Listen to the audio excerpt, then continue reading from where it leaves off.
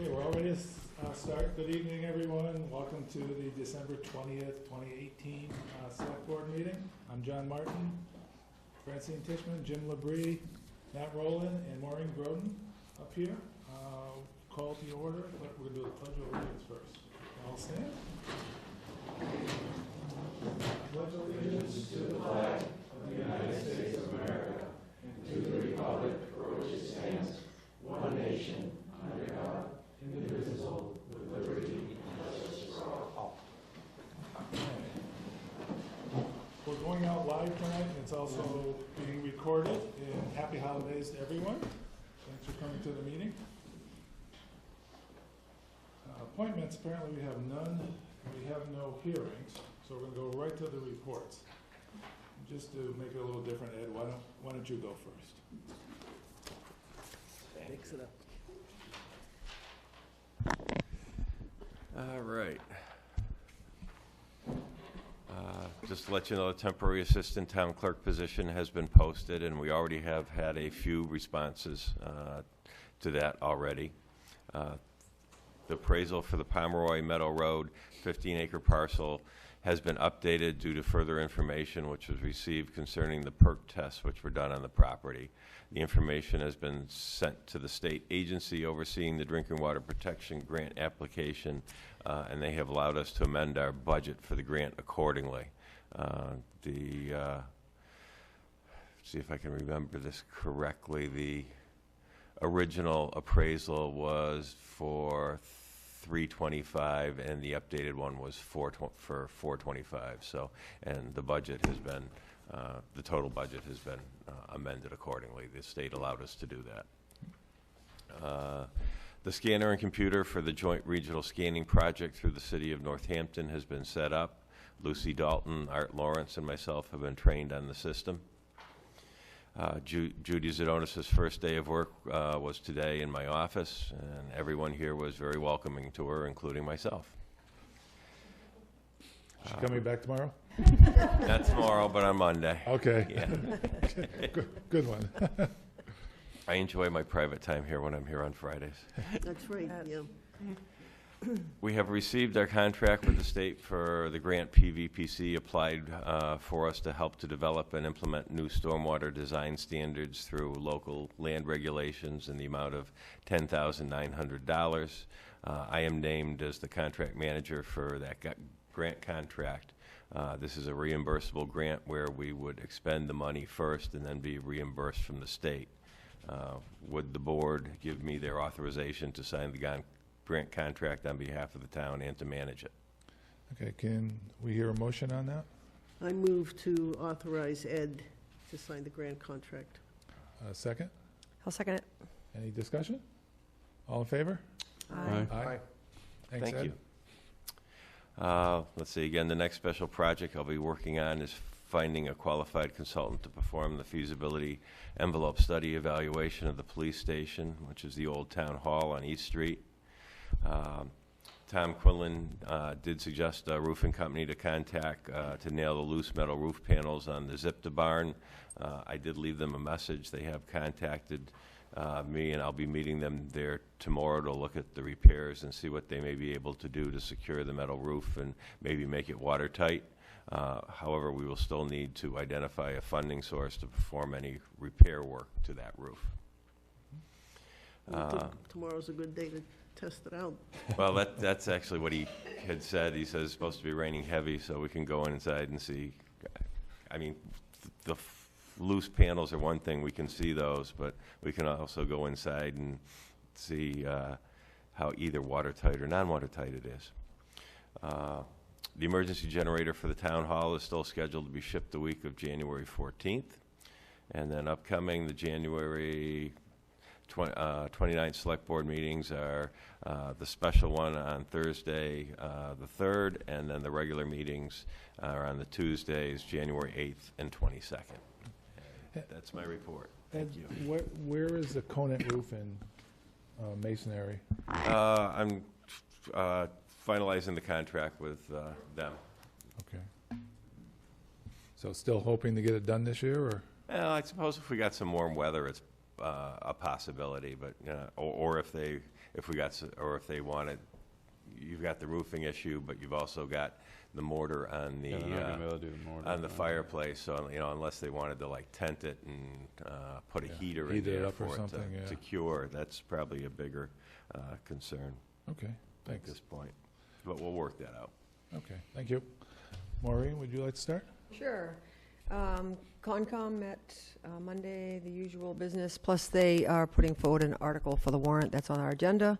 Open Space has not met. We're waiting anxiously to hear about the grant for Glendale. Council of Aging hasn't met, but they have a very busy calendar for January, including some trips to MGM. So please check that. And then CPC meets the 2nd of January. No updates. Thank you. Matt? Safety Committee hasn't met since the last meeting. Board of Health met at the same time as our last meeting and also gave a report at our last meeting, which was pretty well done. They haven't met since. And PQB, we'll be discussing some of those, the PCFs tonight. You said the safety committee hasn't met. Are you, I'm sorry, Capital Committee. capital committee, okay. Jim? The planning board met on Wednesday evening. Nothing really big going on there, although I think we just had somebody file a preliminary subdivision, so we'll be moving on that. I'm not sure the details of that yet. That'll probably be at our next meeting. Okay. Francine? Okay, the Nora School Committee met on Monday, December 17th.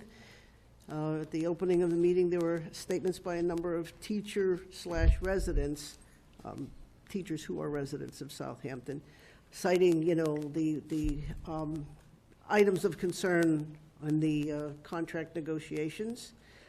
There was a description of the need expressed for a language-based LD instructor, and that would, if Norris were to hire their own, that would prevent us from having to send students out to other districts. And according to what was said, there seemed to be enough students at Norris who could benefit and could keep one full-time staff member busy. And then finally, Erin's here tonight, and she's going to talk about some repairs to the school a little bit later on. On the consular, did anybody present a return on if we hire somebody versus how much we're paying already to send out? We didn't get into that detail, but it seemed as though they had enough to fill a classroom, which in essence, if you multiply that by the number of students you would have to send out, plus the money to transport them, it would sound to me like it would be a cost-saving measure if we were to do it. But, that's all subject to next year's budget and school planning, and I'm just here to report the discussion. So I guess question, Not the decision. I guess I can ask you, Erin, if you don't mind. So are you planning to put that in the budget for next year with a return saying if we hire here, this is what it'll save us? Yeah, so this all came up, Aaron Kuchar, 49 Coleman Road. This came up because we just got 2 out-of-district placements that were identified last week and are going to affect this year's. Because, meaning they'll go out in a couple weeks probably. So it's all new to you? Correct. But I had a meeting today with everybody, and for our meeting on January 3rd, or whatever that day is, we're going to have some scenarios and idea and cost structure and stuff like that to kind of identify some of this, because it's an entire program that I think needs to be put into place because there's other kids that are at risk of out of district also. So it's kind of a big thing. So but I think on the 3rd we'll have more They'll information. develop as you Yep. go. Yep. Okay, great. Would one of the ideas looked at be to collaborate with other elementary schools in the district, in the regional district? Yeah, we talked today about it being possibly a classroom, right? Like we talked about a language-based classroom, but we would have to have at least a year under our belt and kinks worked out before you can put it out to other people. But a future idea would be that it could be something that we would house at Norris and attract some other kids that would actually pay tuition to come to us. So kind of some ideas. Any good idea like that is great. Okay, Francine, anything else? That's it. Okay, I just came from the Safety Complex Committee, and there's no real update. The land on College Highway is still in the process of the attorney, so hopefully we'll hear something in the next couple of weeks on that. Okay, next we have quarterly reports from the police and fire. Lieutenant Ellingsworth. How are you? I'm well, how are you, sir? Good. Would you mind coming up? Sure. Appreciate you coming in. I'm here on behalf of Chief Goyetti. He wasn't able to make it today. As far as the budget goes, in general, we've expended about 44% of the budget. So we're on task for upcoming foreseeable expenses, which include department in-service training for the winter. And that entails about 24 hours of training per officer of the department. It also vacation coverage for late spring and June vacation requests, as well as anticipated criminal case investigations, court time, and so forth relative to any cases that may develop in the meantime. So with 44% of the budget expended, I think that we're doing well and on task. Wages specifically, regular wages were about 41% expended. Overtime is about 47%.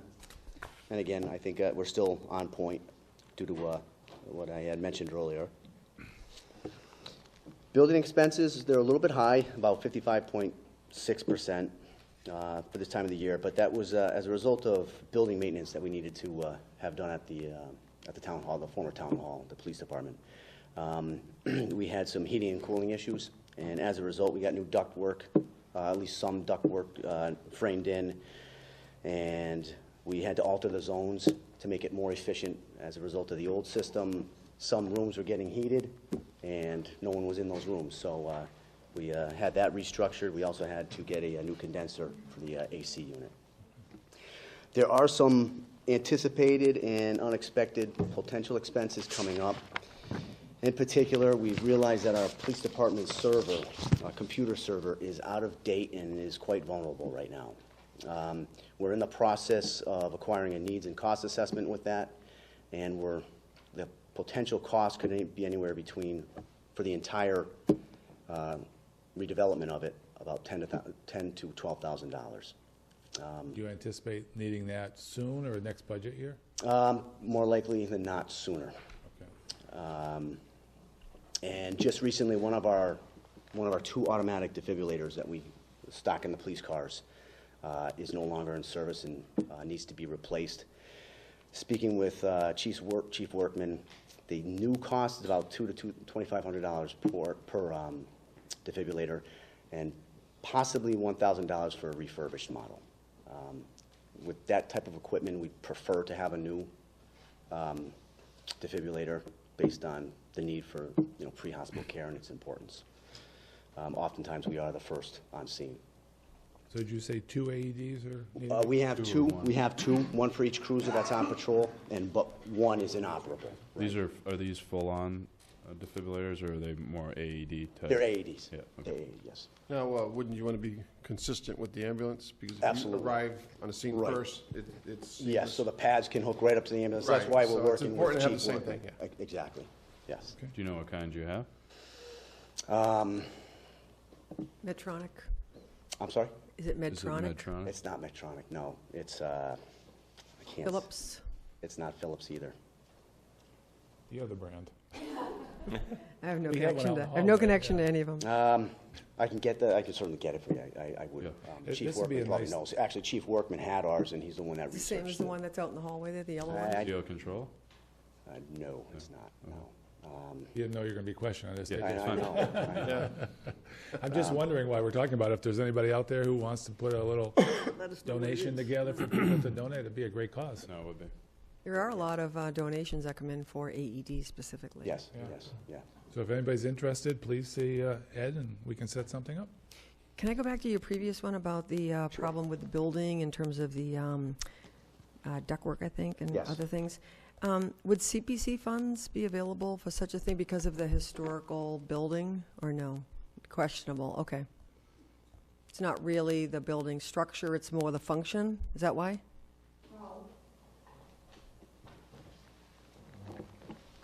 It's a great question, because that would be fantastic.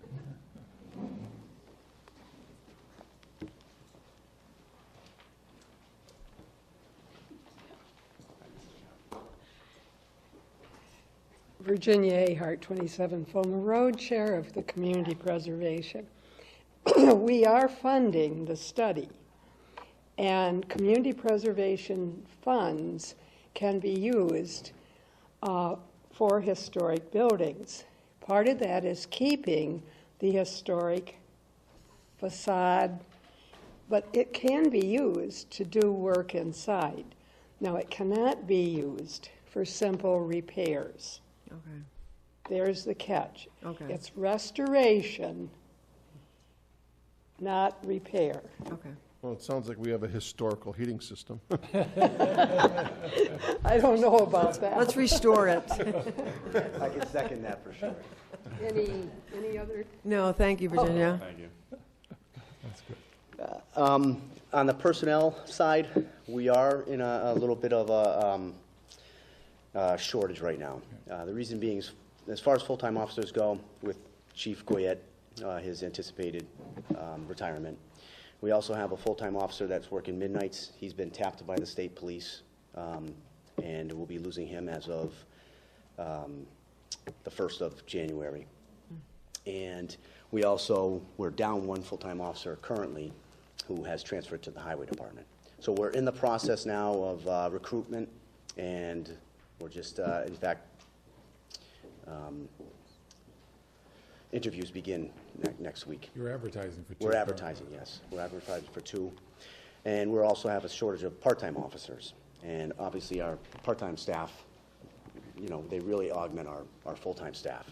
We try to defray costs and overtime with the part-time officers. And we've had 3 officers who have all been given conditional offers of employment for full-time employment in other cities. One in Chicopee, one in South Hadley, and another in state police. So with that being said, in order to maintain the same level of service, it may require some overtime as well as some other expenses and wages. And fortunately, because we're on task, maybe even a little lower, it won't be so detrimental to the police department. As long as we recruit as soon as we can, and we get the qualified people that we're asking for, and we can get them started right away. As far as the operations of the department, the incidence of crime right now is relatively low. We've actually had a great quarter as far as low incidence of crime. We've established a DART program. I'm not sure if any of you have been made aware of that or are aware of that. And the DART program is a drug addiction and recovery team.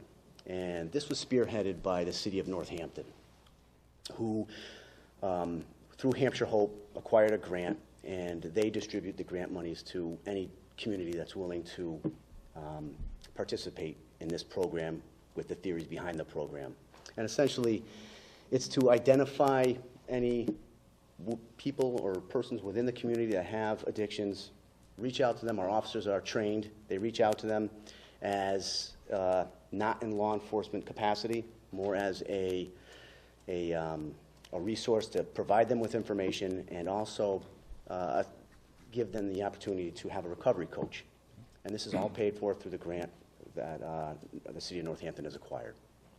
And they're doing a great job. We've had 2 very successful stories relative to people in town that they have assisted and are now on their way and path to recovery. So they're doing very well. That's Marty Cook, Sergeant Cook, and Officer Dave Latour are both our DART officers, and they're doing a great job at it. And it requires some time.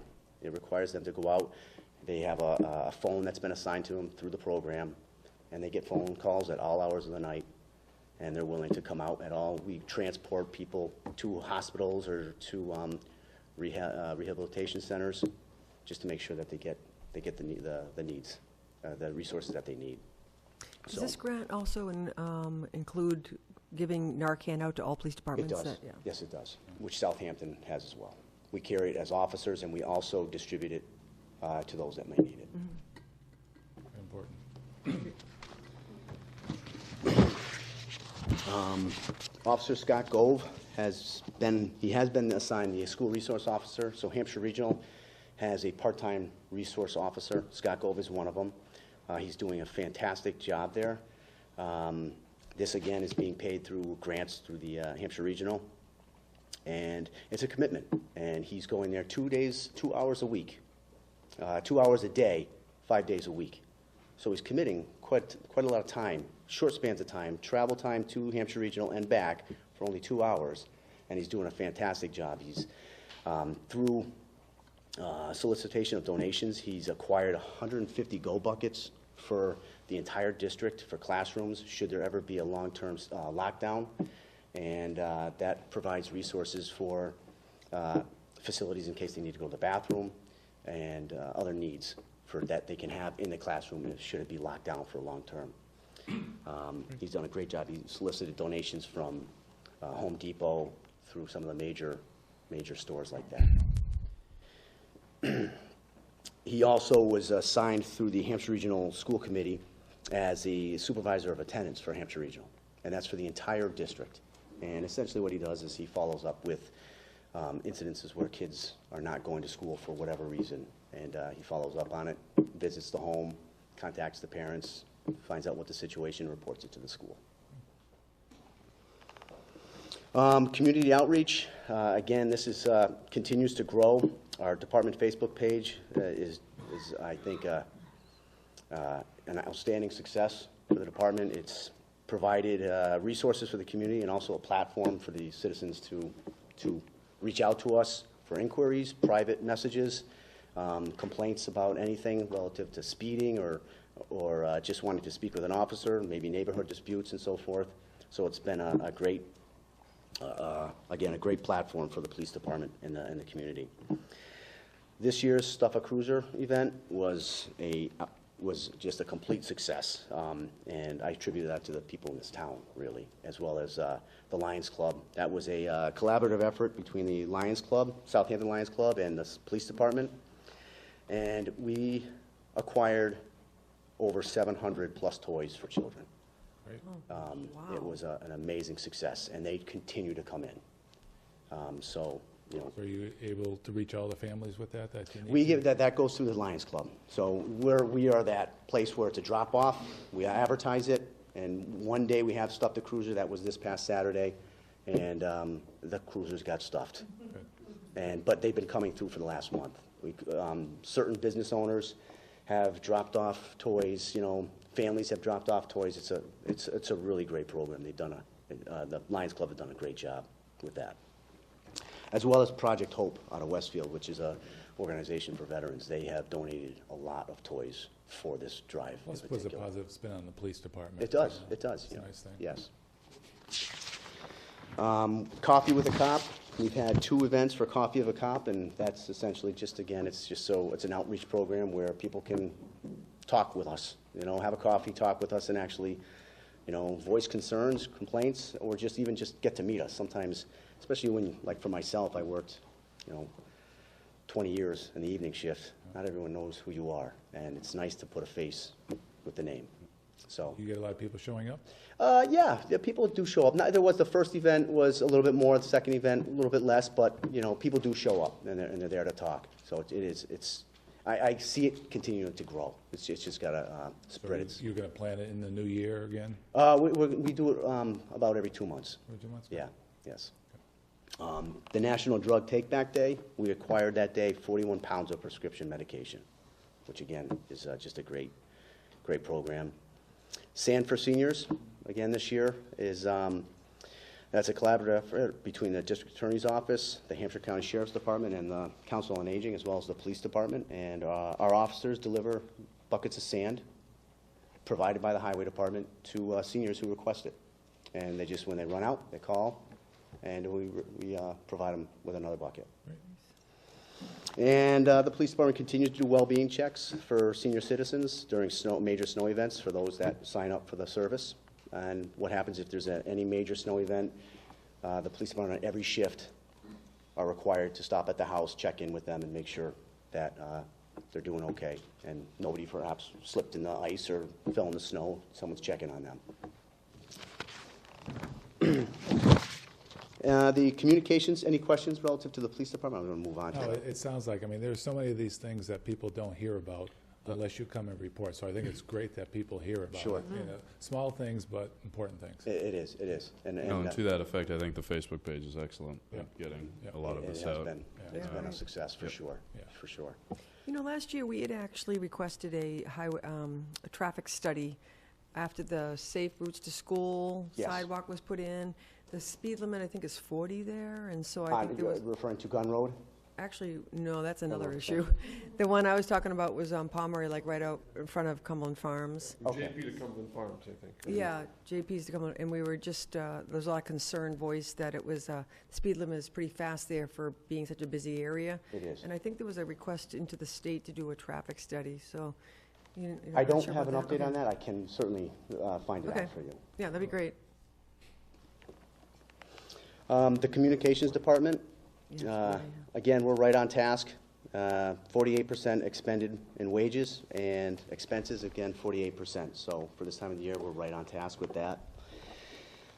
As far as personnel, we had a full-time dispatcher that became injured, and she's on disability, and she's been on disability for about 2.5 months, and based on the nature of the injury, it's certainly required. But one thing I want to note is that not once have we had to force a dispatcher to come in.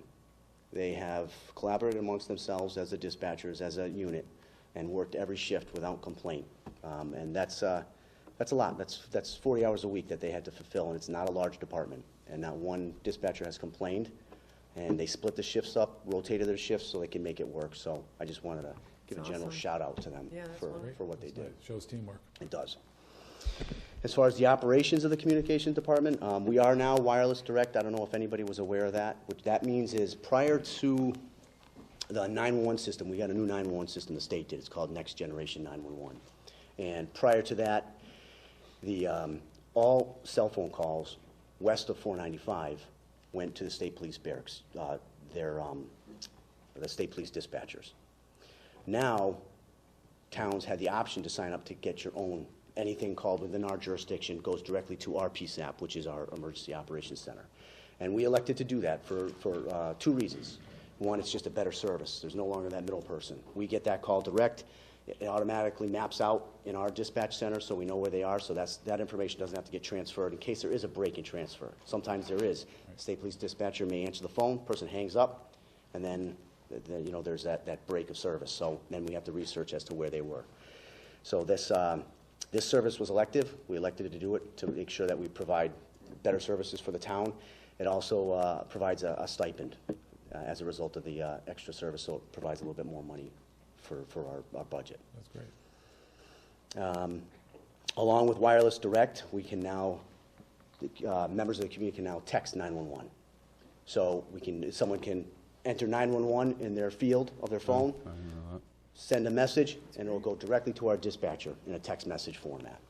So that wireless 911, is that going to be on your page, the police department page, explaining it? Or? Yes. Good. Yes. Yeah, that's As important. well as the text, that has to go out. The Yeah. text messaging just occurred this week. Good, that's great. There's some kinks that they're ironing out, but, with this new system, it's something that they work out relatively So that quickly. prints out location, so you know right where even if they're not talking. Yes, it's not, the location, is not specific.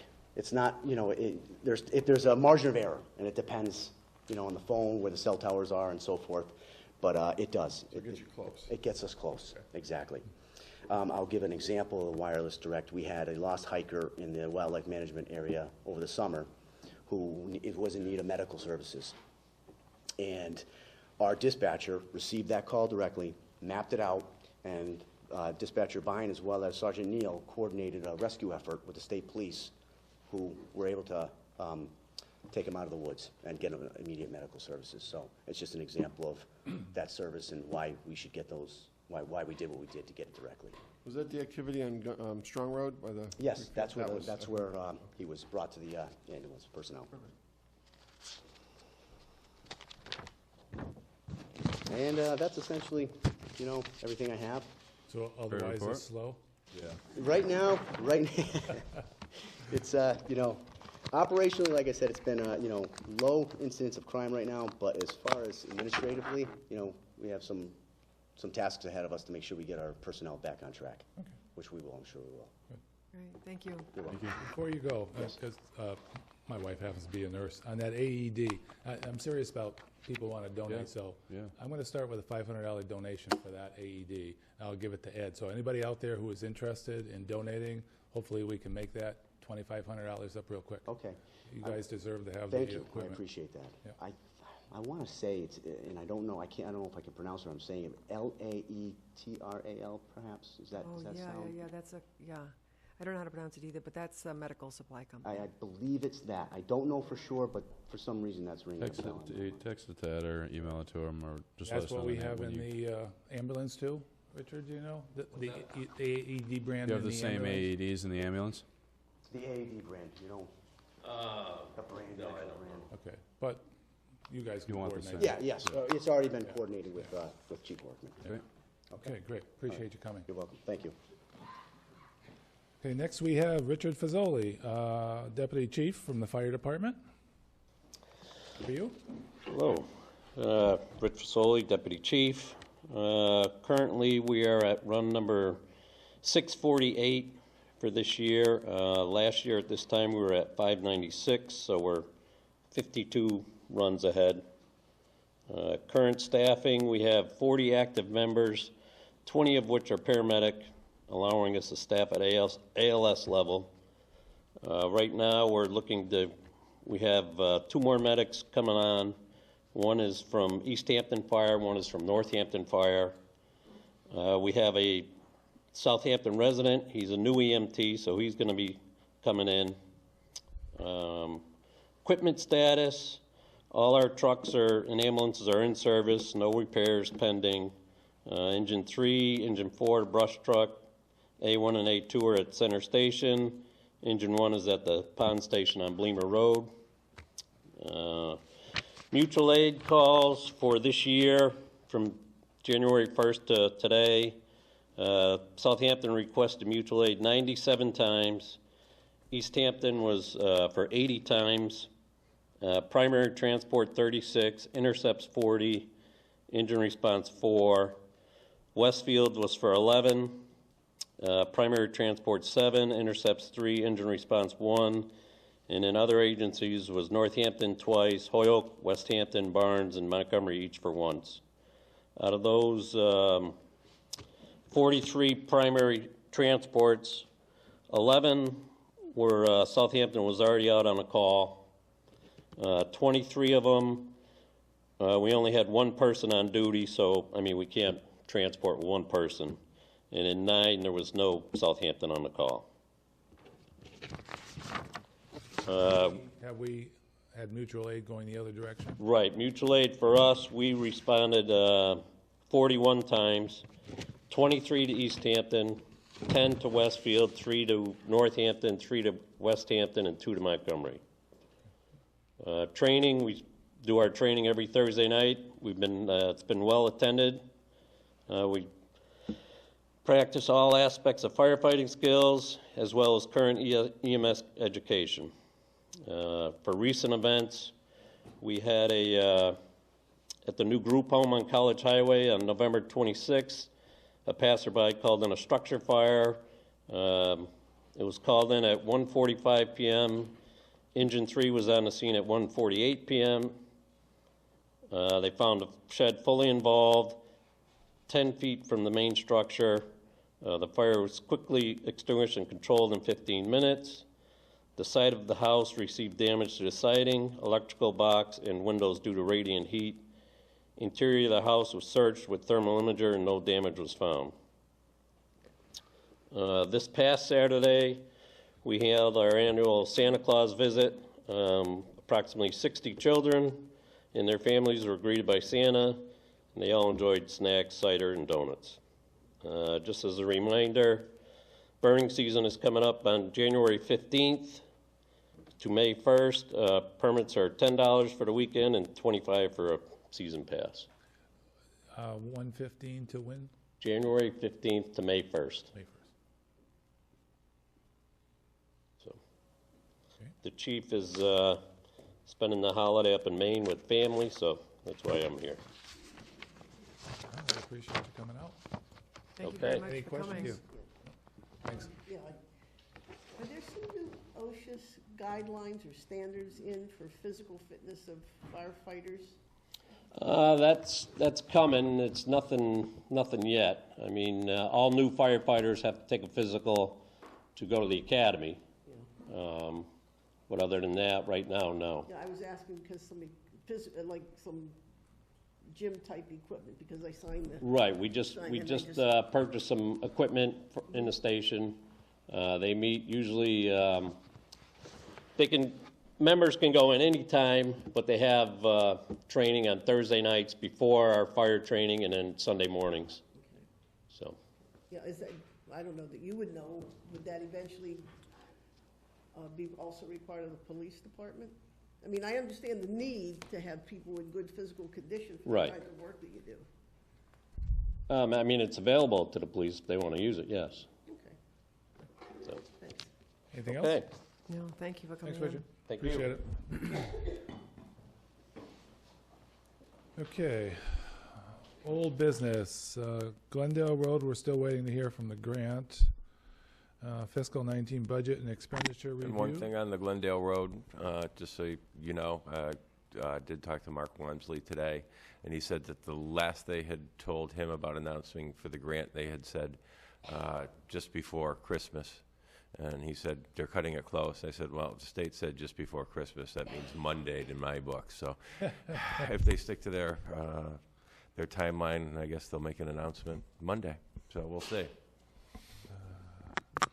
Bless you out there. Okay, thanks, Ed. 2019 budget and expenditures review. Everybody receive that? Yep. Okay, who wants to take a first comment, Adam? I mean, all building expenses are pretty much over. Yeah. Across the board. I'm assuming that, is it more expensive in the winter than it is in the summer? Do we know the answer to that? Like, is this normal? I don't know if we can answer. It depends. You have to really look at each account. It's like for our account, the contracts are all, some of them are paid at the beginning of the year, some are paid quarterly, and then it just depends on what breaks. Yeah.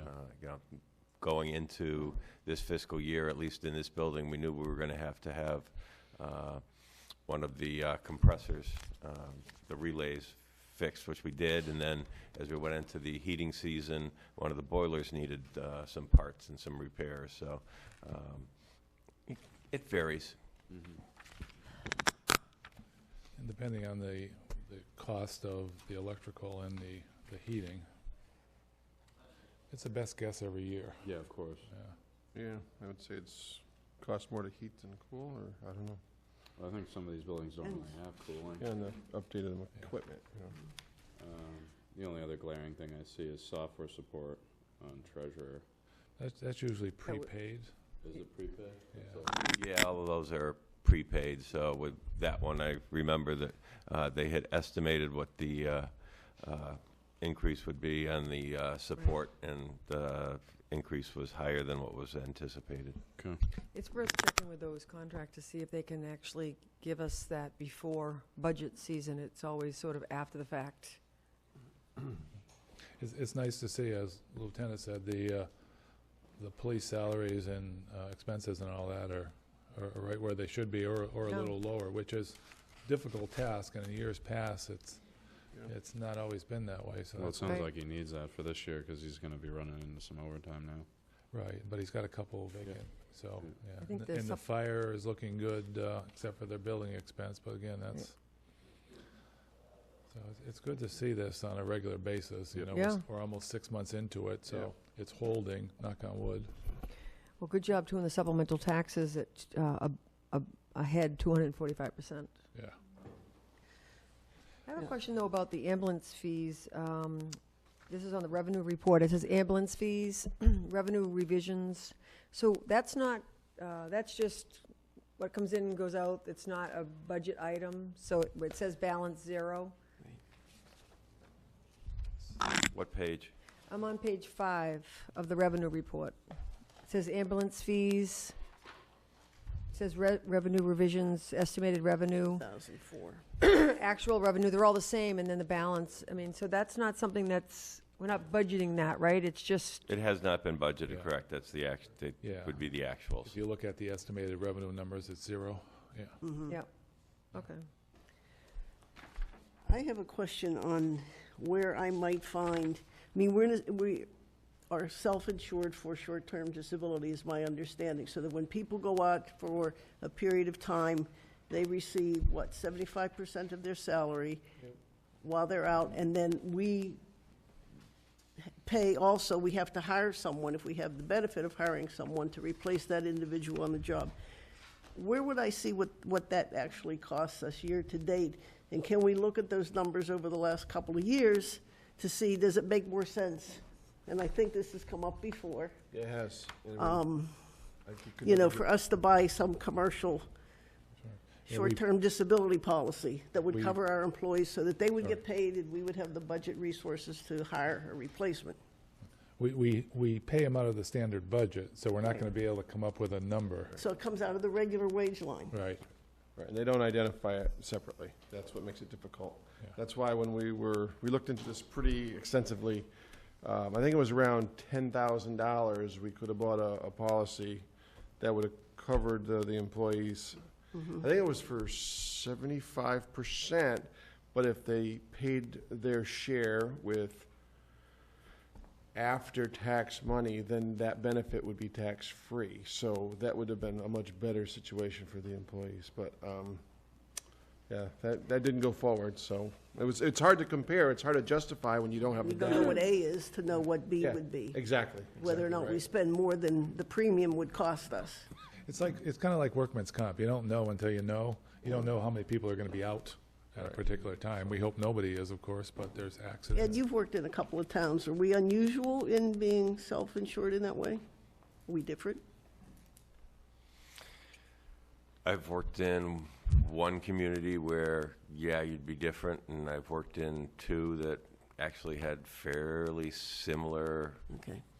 policies. One was 66%, and this one's 75%. I mean, I thought it was a little different when I looked at it. I think it's one heck of a benefit, but, yeah. Yep. I have a question about the expense report, Ed, on page 7. These are like DARE grant, it says here like 4,948 something percent over. I mean, it's not a lot anyway, but in this case, is this just, are these covered by other accounts? Well, it Because- also could be a reimbursable grant, Okay, where you get the authorization, like the 10,900 that you authorized me to sign for Yeah. the stormwater. It's a reimbursable grant, so usually the accountant would enter it into the books as we spent. You might be in the negative. We'd have to send the reimbursements to the state, and then we would get the money back to balance that off. Yeah, but the budget amount, though, is actually quite lower than expended. So I would imagine that budget amount would be what we expect to get reimbursed, right? That comes, it says years previous balance. Right, Yeah, previous previous balance. It's not a year's budget. balance. It's not a budget amount. That's Oh, carried okay, forward. Okay, So it just Yes. brings it It's a forward. carryover balance, yeah. Okay. Yeah. oh, okay. Which to me, Can you come up to the podium? Yeah. Because it says 90, 62, and then Well, the heat's almost 5,000. Yep. Relative to the DARE funds, Yeah. that's funded by the PTO, and we've actually have acquired that money. It just has not been recorded yet. Okay. Oh, So okay, thanks. it is there. So it's reimbursed dollar for dollar, Yes, basically? yes. Okay, So, that's what I thought. Thanks. The money is there, it just has not been recorded yet. Okay, good, Yeah, we received the check. good. Thank you. Thanks. So any other questions, either on the expense or the revenue report that goes through 12/15/18? Okay. Hampshire Regional Budget and Expenditure and Agreement Review, that is scheduled for a meeting sometimes in the near future, I forget the date. January 3rd. January 3rd, okay? Can I ask you a question about that? We're having a select board meeting specifically about the schools and the budget. And I'm just wondering, the handout that we got has the Southampton share of the budget. And we don't know what percent that is exactly to the, like, for all the different line items. Is there a way that that could be one of the columns? Because it's really hard, for me, it's really hard to just see like a fraction of like all the different salary lines and department lines. It would be more informative for me to actually have that be as a column. I wonder if Bobby can do that, do you know? I can ask. I know I've already asked if she could do a percentage column of Right, expended, right. and she had originally said yes, but said it turns out to be a little bit more work, so we probably won't see that till after the beginning of the year. But I can ask about Yeah. the Southampton I mean, portion. when Yeah, you I do think, yeah, generally speaking, I think we're about 42 or 44% Yeah. That's it across the of the line. budget is Southampton's obligation. And then I think central administration, we're like 21% because that's offset by the revenue that they get from the Worthington, who has kind of a special school choice. Am I right? We've got a Yes. couple of members here of this. Yeah. Okay. But it just be a lot easier to see the picture of the budget. We're just looking at a percentage of all the different lines. It just makes it hard to really see the whole story. Yeah, I mean, I've got to think that in order to pull out the figures that we have, she has to know the Right. full amount, she has to know our percentage, so it's Right. just an Excel spreadsheet you just add a column to, so Right. we, just maybe you don't see can the ask whole- her we Ed, don't if see we the can whole- get it for the January 3rd meeting. That would be great. Yep. Yeah. Any other questions on that one? East Street Bridge update, is there anything, Ed, or? Yeah, we just got some. Yeah, we got the Yeah. proposal. Well, That's right, too. yeah, but I just wanted to give you, I did have the opportunity to finally have a lengthy conversation with Mass DOT about the item that Mike Rosenberg had brought up, and difference between falling into structurally deficient and still being usable, and structurally deficient and being closed. And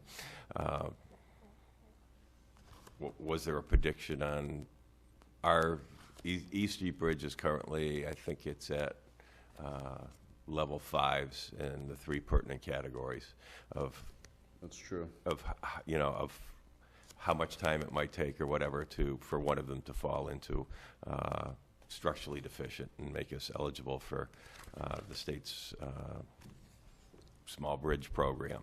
And there are just a number of factors that we can't normally predict, probably can't rationally predict when that might happen.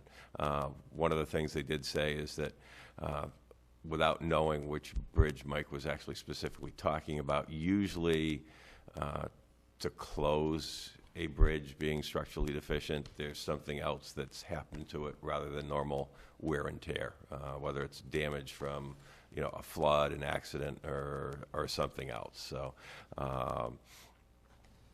that's a real long shot and probably wouldn't happen for a long time. And for us, and actually they did say that it actually under their new rules and regulations, falling to a 4 in any one of those 3 categories, not a 3, is actually structurally deficient. And their new terms, rather than structurally deficient, are poor.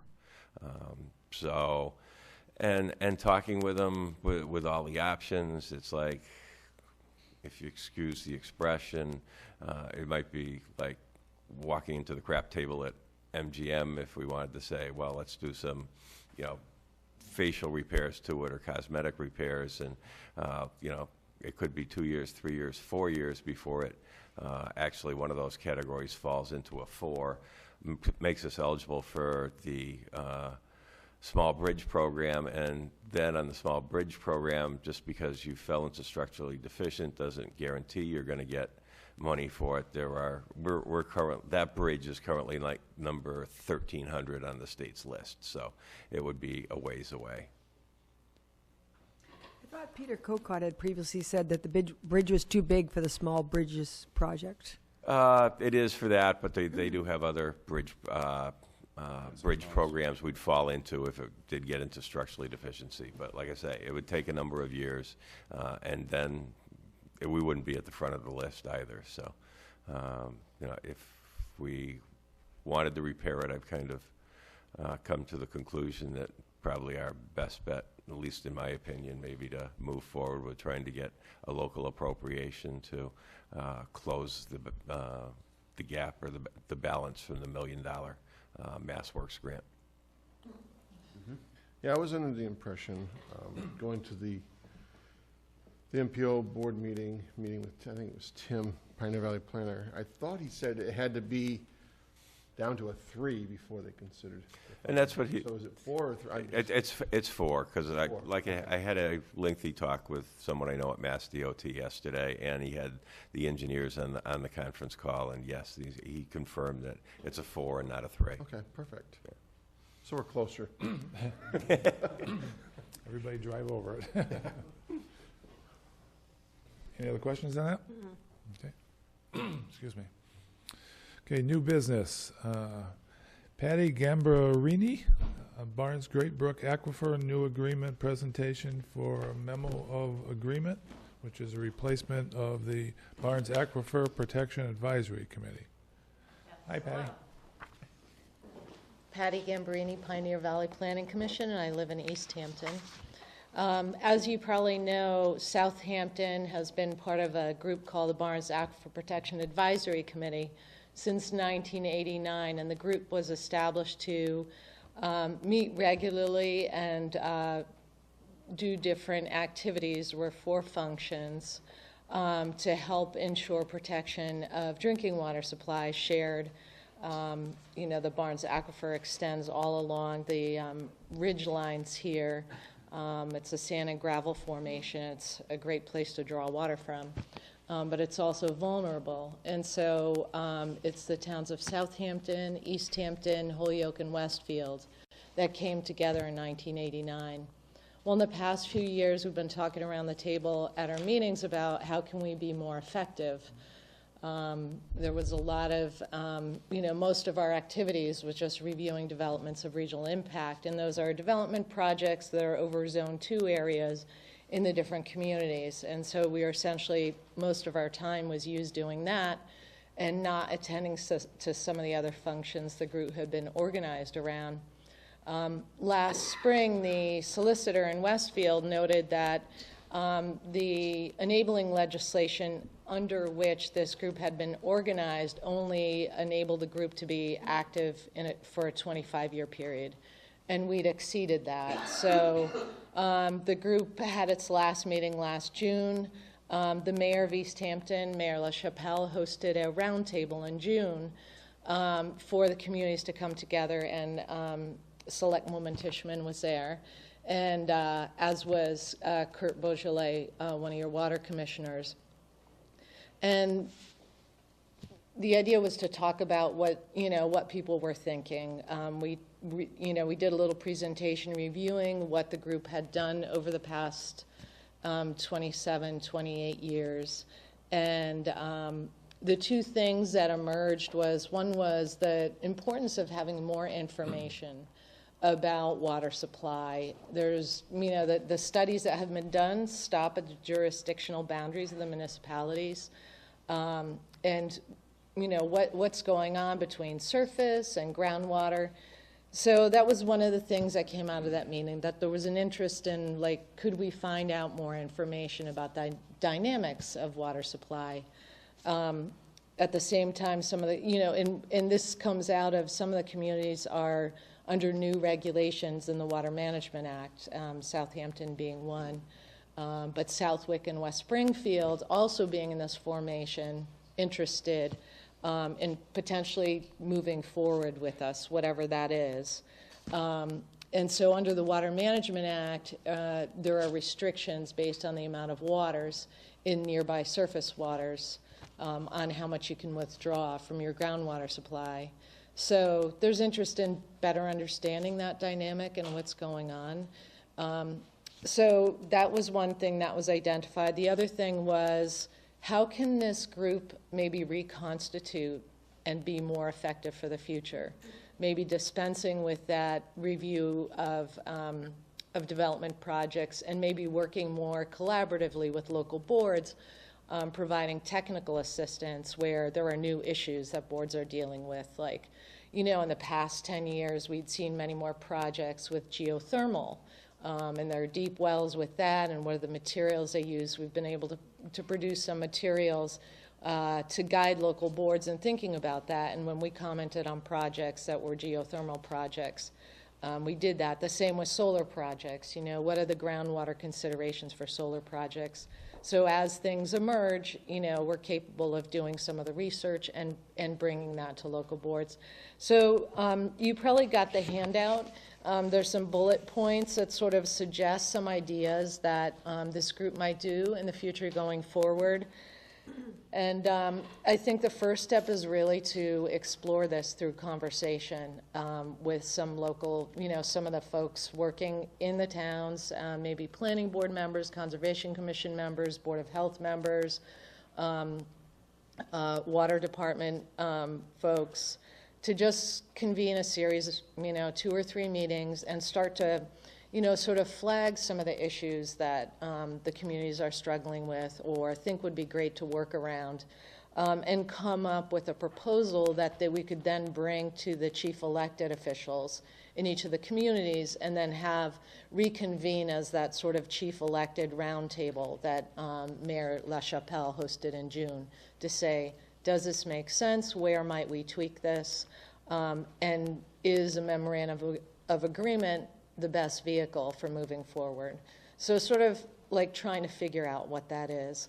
One of the funding sources we identified to potentially pursue this work is the direct local technical assistance program, because it would have to cover some of PVPC staff time to help convene these meetings, you know, sort of facilitate everybody coming, taking notes. So I guess, you know, I have like 2 requests for your considerations. One is, you know, does that sound okay to you to commit municipal staff time to a series of 2 to 3 meetings to have these conversations that would then lead to some proposal for your consideration? And 2, does it make sense for Southampton to put a request forward, since we're in like an open round of this direct local technical assistance right now, to put forward a request along those lines? 2 or 3 meetings over what period of time do you think? Yeah, probably over, you know, 6 to 8 months. Oh, okay. Yeah. Yeah. So I don't think we'd have any issue with that, Ed? Well, the only thing is, if you look down on your agenda, there's DLT grant application discussion. Okay. Before this board, I would suggest commits to anything, since we've also talked about doing a DLTA grant for the update of the open space. These are going to compete. One may get funded, one may not. Or they both may get funded, but I think it's important you have the discussion and identify what your #1 priority is going to be. Is it for the same exact grant? The DLT grants are, yes. Yeah. Yeah, there are lots of projects that we have.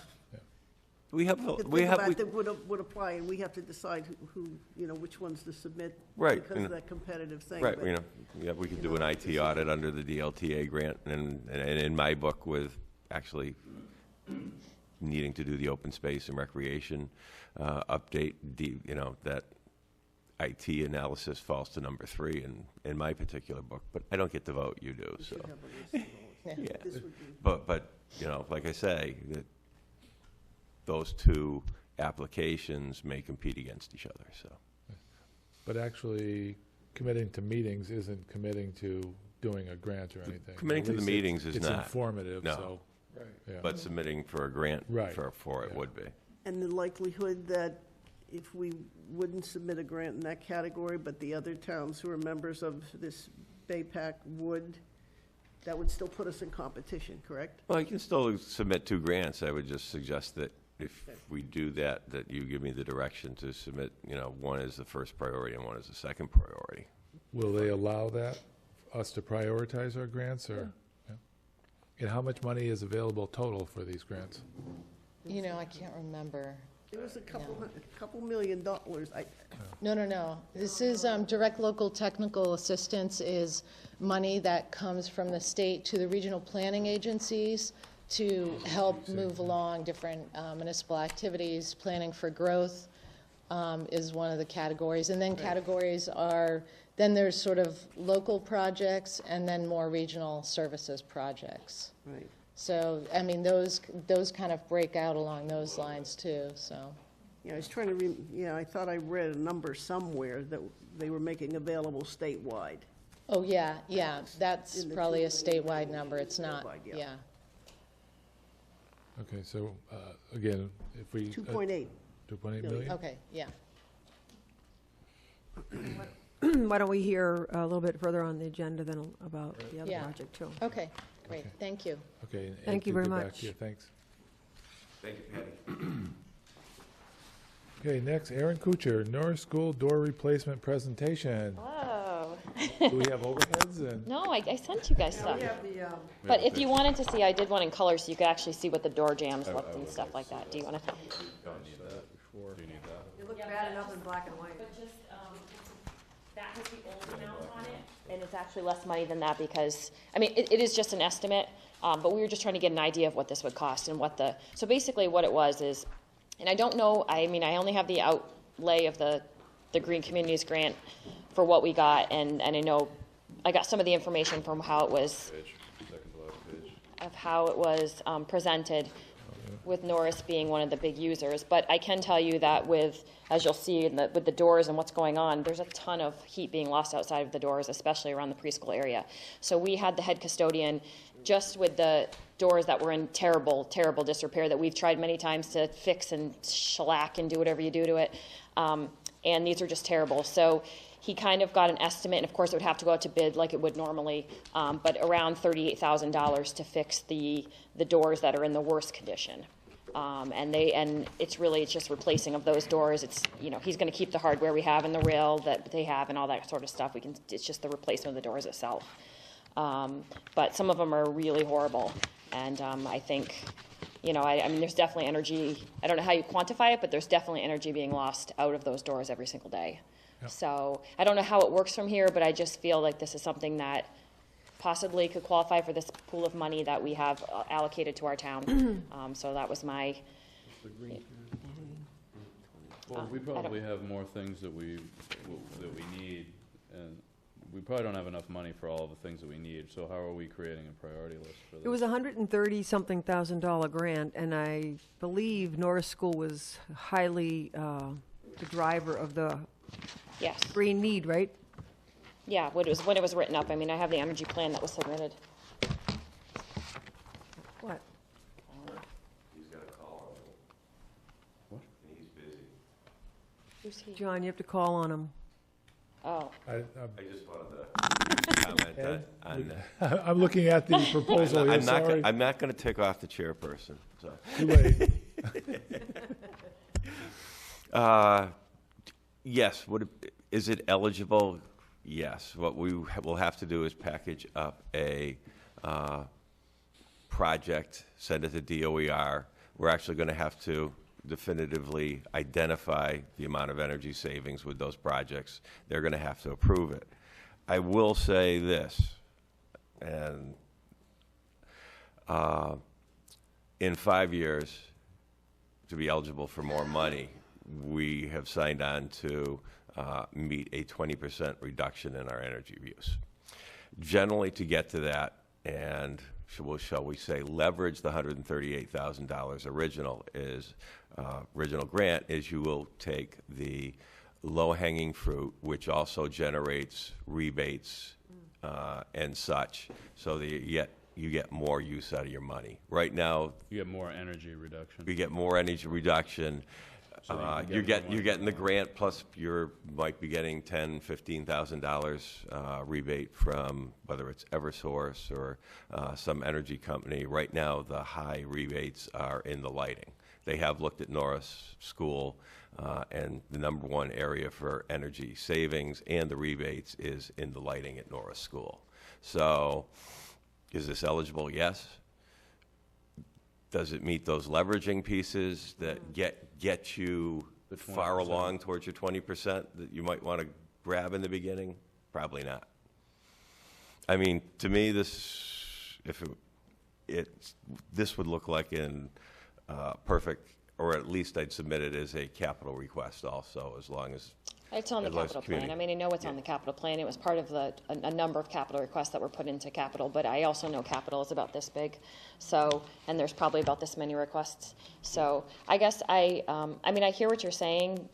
I'm not trying to be, I get what you're saying, but like lighting is the least of our problems at Norris. I understand what you're saying, but like, I could, but it's an energy-saving program is what it is. They're trying to save the most energy. It's not necessarily what's your biggest need, because your biggest need might be the least of your energy savings. but I don't understand how can you say, I mean, if you can feel air going out of your building like on a daily basis, how is that not an energy saving? I mean, it's just, Heat loss there. it's heat loss everywhere. It's heat loss, but it's not as much as these lights being on for 12, 14 hours a day.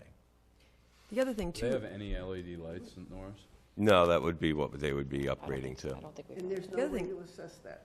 Oh, there is. Oh, I'm sure there is. They have things that you With all of these, and the lighting's already been assessed, because that was part of the application, and it was at the forefront of the request that got us the grant.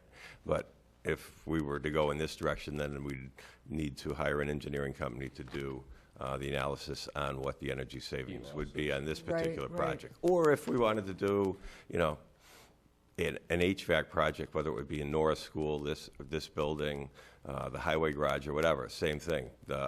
We'd have to hire an energy engineering group that would say, okay, here's what you're spending. If you put this particular system in, here's what your savings are.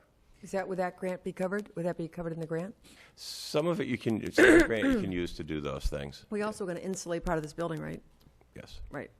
Do you think that the other thing too is we got new boilers there, so some of that heat savings might be somewhat, No, they weren't. It's not like we put in high efficiency boilers. I mean, we just no, fixed we what was could, there. that was like a They three. they Yeah, rebuilt- that was a they rebuilt what was $300,000 there. expense, so, Yeah. I mean, we just fixed a problem to continue to have heat in the building, but. The other thing that might be an opportunity here is, if, with these doors, is adding security to the school. Oh, well, that would be fabulous, but I agree, but I So the commitment here is, you said for 5 years, we would have to demonstrate, we'd have We're to going to show save 20%. We have to show 20% energy. every year. No, we got to get to 20% in Over that the 5 5 years. Exactly. Projects So that this equal then 20. obviously is never going to make that list if it, I mean. guess, I mean, I don't know how you, It may, but generally projects like this, doors, windows, usually fall at the end of the list because they actually have the least amount of energy savings to them. Is there any money in the school budget that you can use to allocate? I mean, we just got hit with $75,000 in sped costs by the end of the year. I'm So no. looking at the preschool front entrance. I mean, that's so corroded and everything. Oh. It's actually a safety issue for the young kids, Right. Yes. you know? Yeah, that Yeah. one looks the worst. Yeah, that's where you walk by and you can completely feel all of it coming in. That's but, only 5,100, but, you know. Wow. I mean, I guess you'll see on January 2nd, but we've had a lot of expenditures that have not been in the budget that we've been absorbing relating to school facilities. So, I guess, I mean, I understand what you're saying, but I also have a frustration because I feel like we're sitting on this money that we've been sitting on since October or whatever it was. How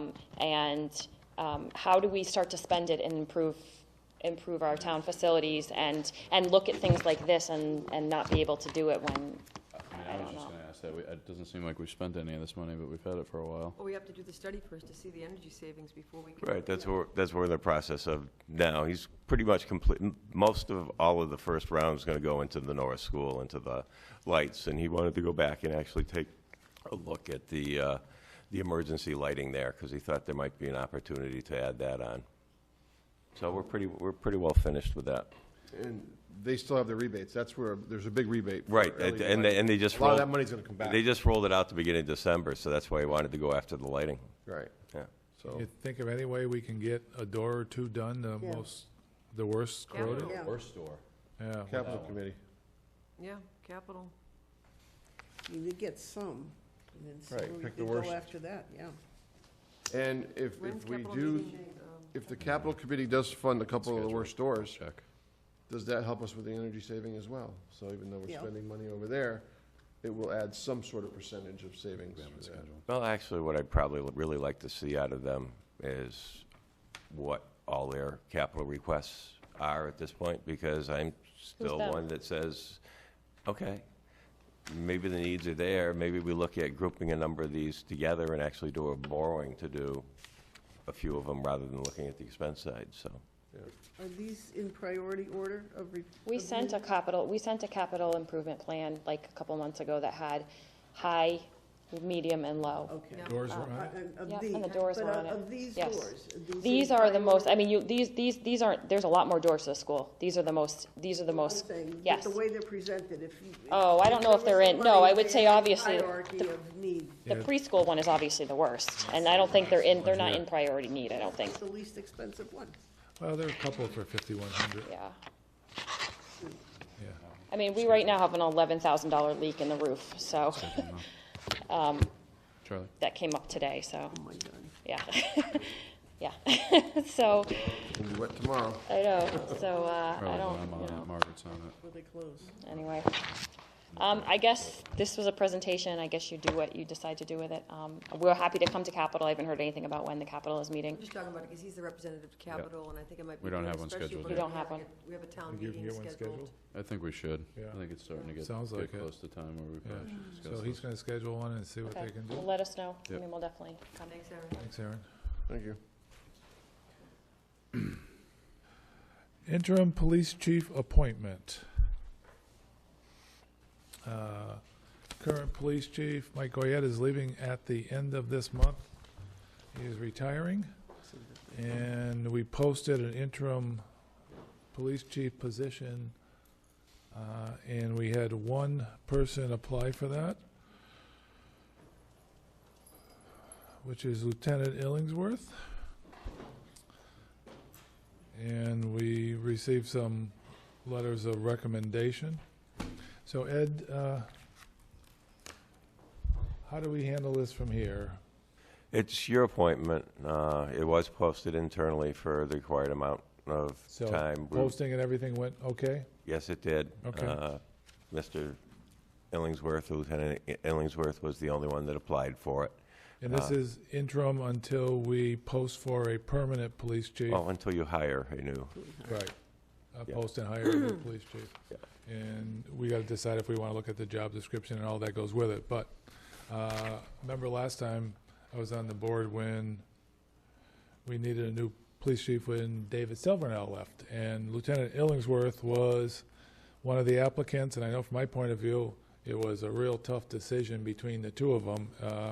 And back then, I talked to a number of officers who gave me their opinion, and they were very high opinions of Lieutenant Ellingsworth. So, and I believe, have any of you talked to anybody else in the interim that you want to bring up?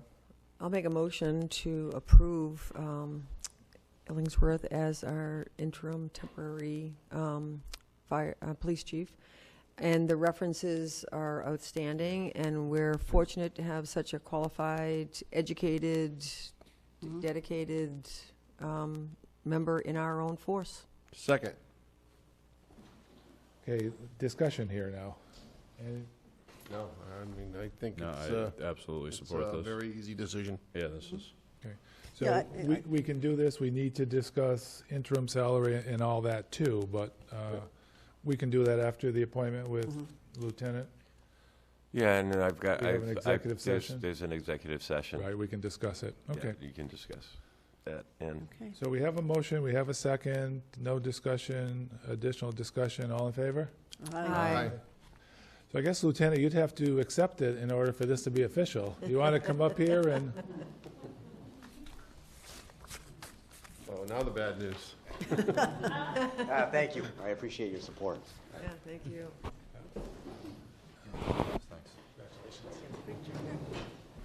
so we're going to have an executive session later on in the agenda. I don't know if you're going to hang out or if you want us to give you a call. You'll hang out? Okay, great. That was the easiest thing on the agenda.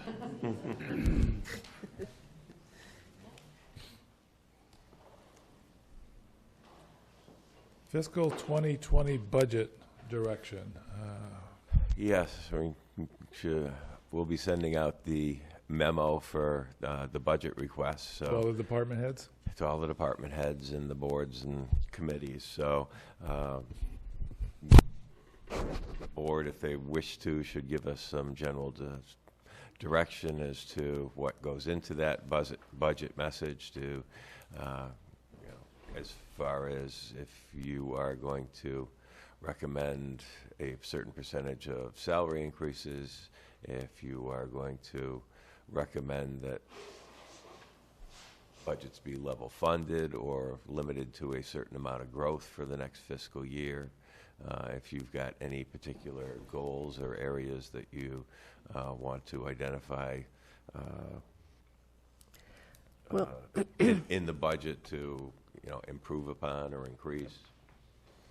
I don't know if people are ready to talk about this here now, or you want to think about it and wait for the next meeting, but if somebody has some thoughts, go ahead. Yeah, a number of years ago, the Finance Committee had recommended a zero-based budgeting process, and somehow that never happened. We keep getting a budget with more money added to the same categories over and over, rather than looking at each budget from zero and building a new one each year, and to see where you might shift some resources, where you might save.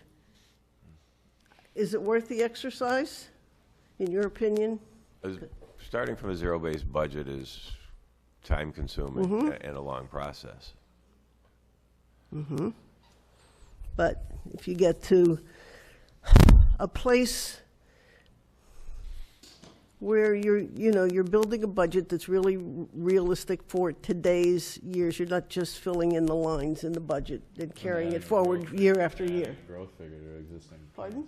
And adding a growth figure to existing. Well, yeah, I mean, put the money where it should be. I mean, some things you might not have to do next year. You might have to do them in 2 years. So you knock that out and you use the money in that year for another purpose. I mean, it just kind of makes it a more, in my mind anyway, a more responsive to changing situations, rather than sitting there with the same budget and then having literally the rain come in through the roof and, not address some of the major problems at the expense of some other things for a while, but moving ahead so that you can start to chip away at what are chronic issues that we have. Or you could just ask for more detail of the breakdown of.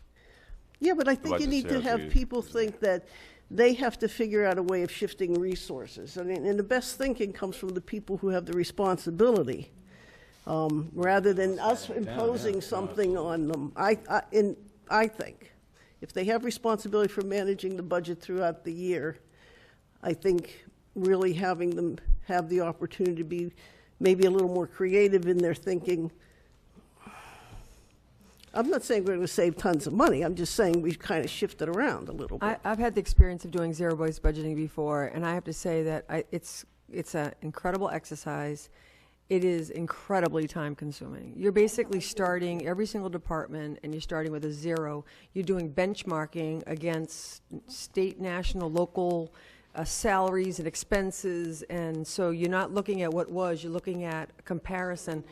That's the kind of thing that would have to be a contracted service. I think it's a great thing to do, but that would be fairly overwhelming to do in the next 3 months before. Have that ready for town meeting would be a stretch, I think. Well, let me jump in. Maybe long-term, maybe the following year, we get something on board with that. I don't know. But I think there might be a step in between, like Ed was just saying, in terms of more detailed and oversight. I mean, we had an interim town administrator last year who was 3 days a week, and now we have given Ed this CFO responsibility, and so I think there probably is some middle ground.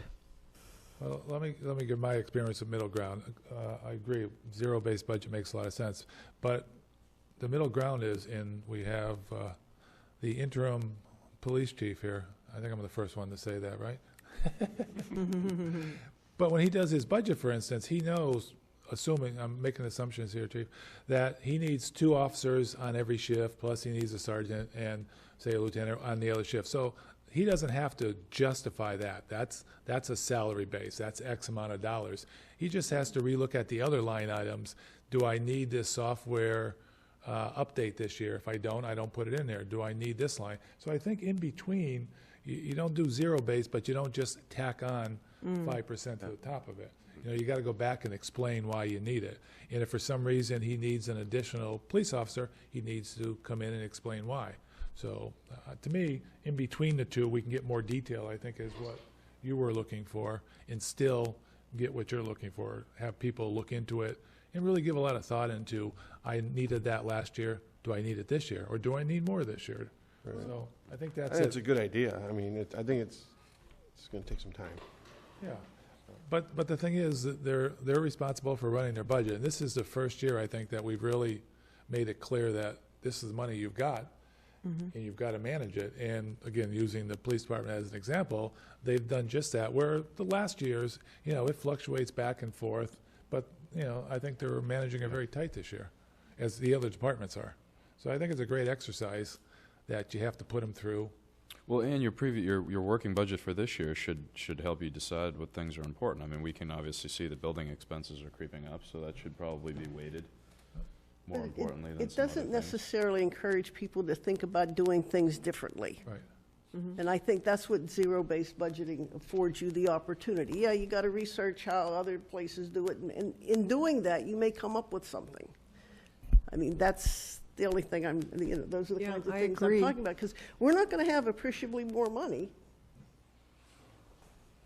So, and we know that costs go up, so we still have to figure out how we're going to manage within our means. And this was just a thought I had about No, I think getting the zero-based input budgeting of is- people who know it better than us sitting up here, because they're working with those issues and those numbers every day. Well, I mean, maybe the middle ground is that, I mean, we're not going to have appreciably more money. I mean, I think we all know that from previous budget years and the experience that we had. So, I mean, zero-based budgeting is obviously the goal, but if the middle ground is look, you can't have your budget go up that much, so you really have to dig into what your priorities are, and you have to figure out a way to shift money around in the most efficient way possible to maximize the resources that you have and the service that you're providing. But looking maybe at doing things differently to accomplish the same thing. And I think that's what it facilitates. It just kind of, So maybe that's, my mind. that's the edict, Francine, is that Ed gives the department heads, is that you need to look at things differently and come up with new ideas, new creative ways to do things, and let them come back to us with those the first round and see what they come up with. Because you're absolutely right. I mean, if they're just adding a percentage on, they're not really No. thinking through the Yeah, process. we can't do Right, that. right. And I don't think we should say put X amount of percentage in for salary increases. That should be something after we look at everything, we Yep. decide We can overall afford. what everybody gets. yeah. Yeah, Those are negotiated. yeah. So I guess, I mean, it's pretty much level funding with maybe a wish list or ideas on how you're going to, so it's the wish list of what you'd like to have, and then your plan for funding it yeah. in a level funded situation. Well, level That funded too. versus level Level service, service, yeah. we gotta be careful Yeah. on those two, you know? Yeah. But we should look at both of them. Mm-hmm. Does that give you enough, Ed, to talk to? Are you gonna have the same makeup of the finance team this year as in the past? I know you were new last year and things were changing, or, Yeah. I don't see that changing. okay. Anything else on that? Did we give you enough confusion, or? Yeah, I think I can handle it from in there, and that's some of the things that we had done in some of the other places I worked too, is, specifically on, we did not give, in my last position, we did not give the department heads the piece or the authority to just, plug in X amount of salary increases. We said that we would let them know what that would be, and then that they could tell us what that figure was at a later date. Okay. And I guess, just thinking about it, if there's some way that a department, I don't know, highway department comes to us and says, hey, we've been doing this the same way, but if we do this, it'll save the town $30,000, I'd like to try for the next fiscal year, that we encourage them to do that and don't penalize them the next fiscal year if the experiment doesn't work out, you know what I mean? Because sometimes people don't want to take chances because they'll figure they'll get stuck. Yeah, exactly. So I think we They need won't get to it back. encourage that, Right. yeah. Mhm. Okay. Anything else on that? Okay, COA tax bill stuffers request. We're looking for stuffers, Ed? Yes, stuffers. Yes, in your packet, you should have a double-sided page of, that the COA is requesting to add to the tax bills. Most of it is COA news, but there is also a piece on the top of that first page, just reminding people that they also can pay their tax bills online, so that they don't need to come in directly into the office if they want to choose that option. Rini, you're on the COA. Is that anything you wanted to say, or? No, actually, I think the idea that they can pay online is great, and I think that recently the Friends has applied for a 501c3 charitable organization, and there are new rules relative to that, which mean that they have to elect 7 people, which is more than usual, so they're really trying to encourage more people to come.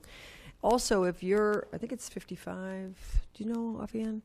It helps the senior center a lot if people register to be in the senior center, and there's also a card you can scan. It helps with grants to have higher numbers of people represented.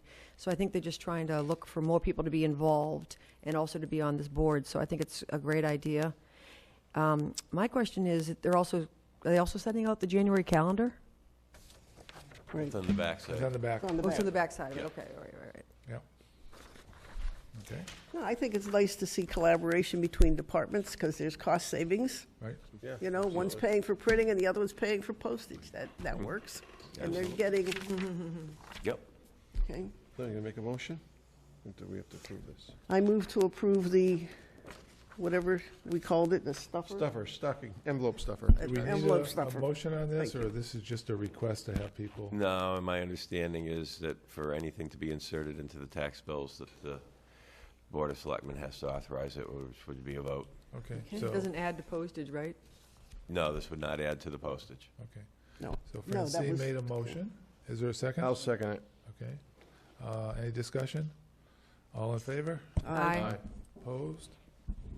Thank you. Start stuffing. Okay, town hall closing time, December 24th and December 31st discussion. So I'm assuming you mean closing early on this? Yes, the staff has come to me and let me know that in the past, it has been a decision that has been made whether to or not to on a yearly basis decision, and it's not a standing rule or policy. So they asked if the board would take it up, discuss it, and maybe vote on it.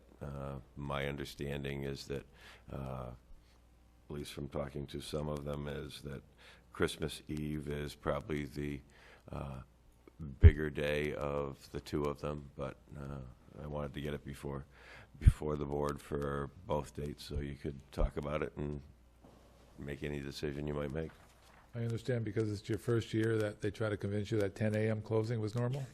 Actually, I think they were actually going for like an 8:45. But yeah, I did a bit of history and just being the new person and sampling some stories of, okay, has it closed early before? What's been the practice? And like I say, I found out that it has varied from year to year. My understanding is when it's been done, it's probably been done for like 1 o'clock in the afternoon. So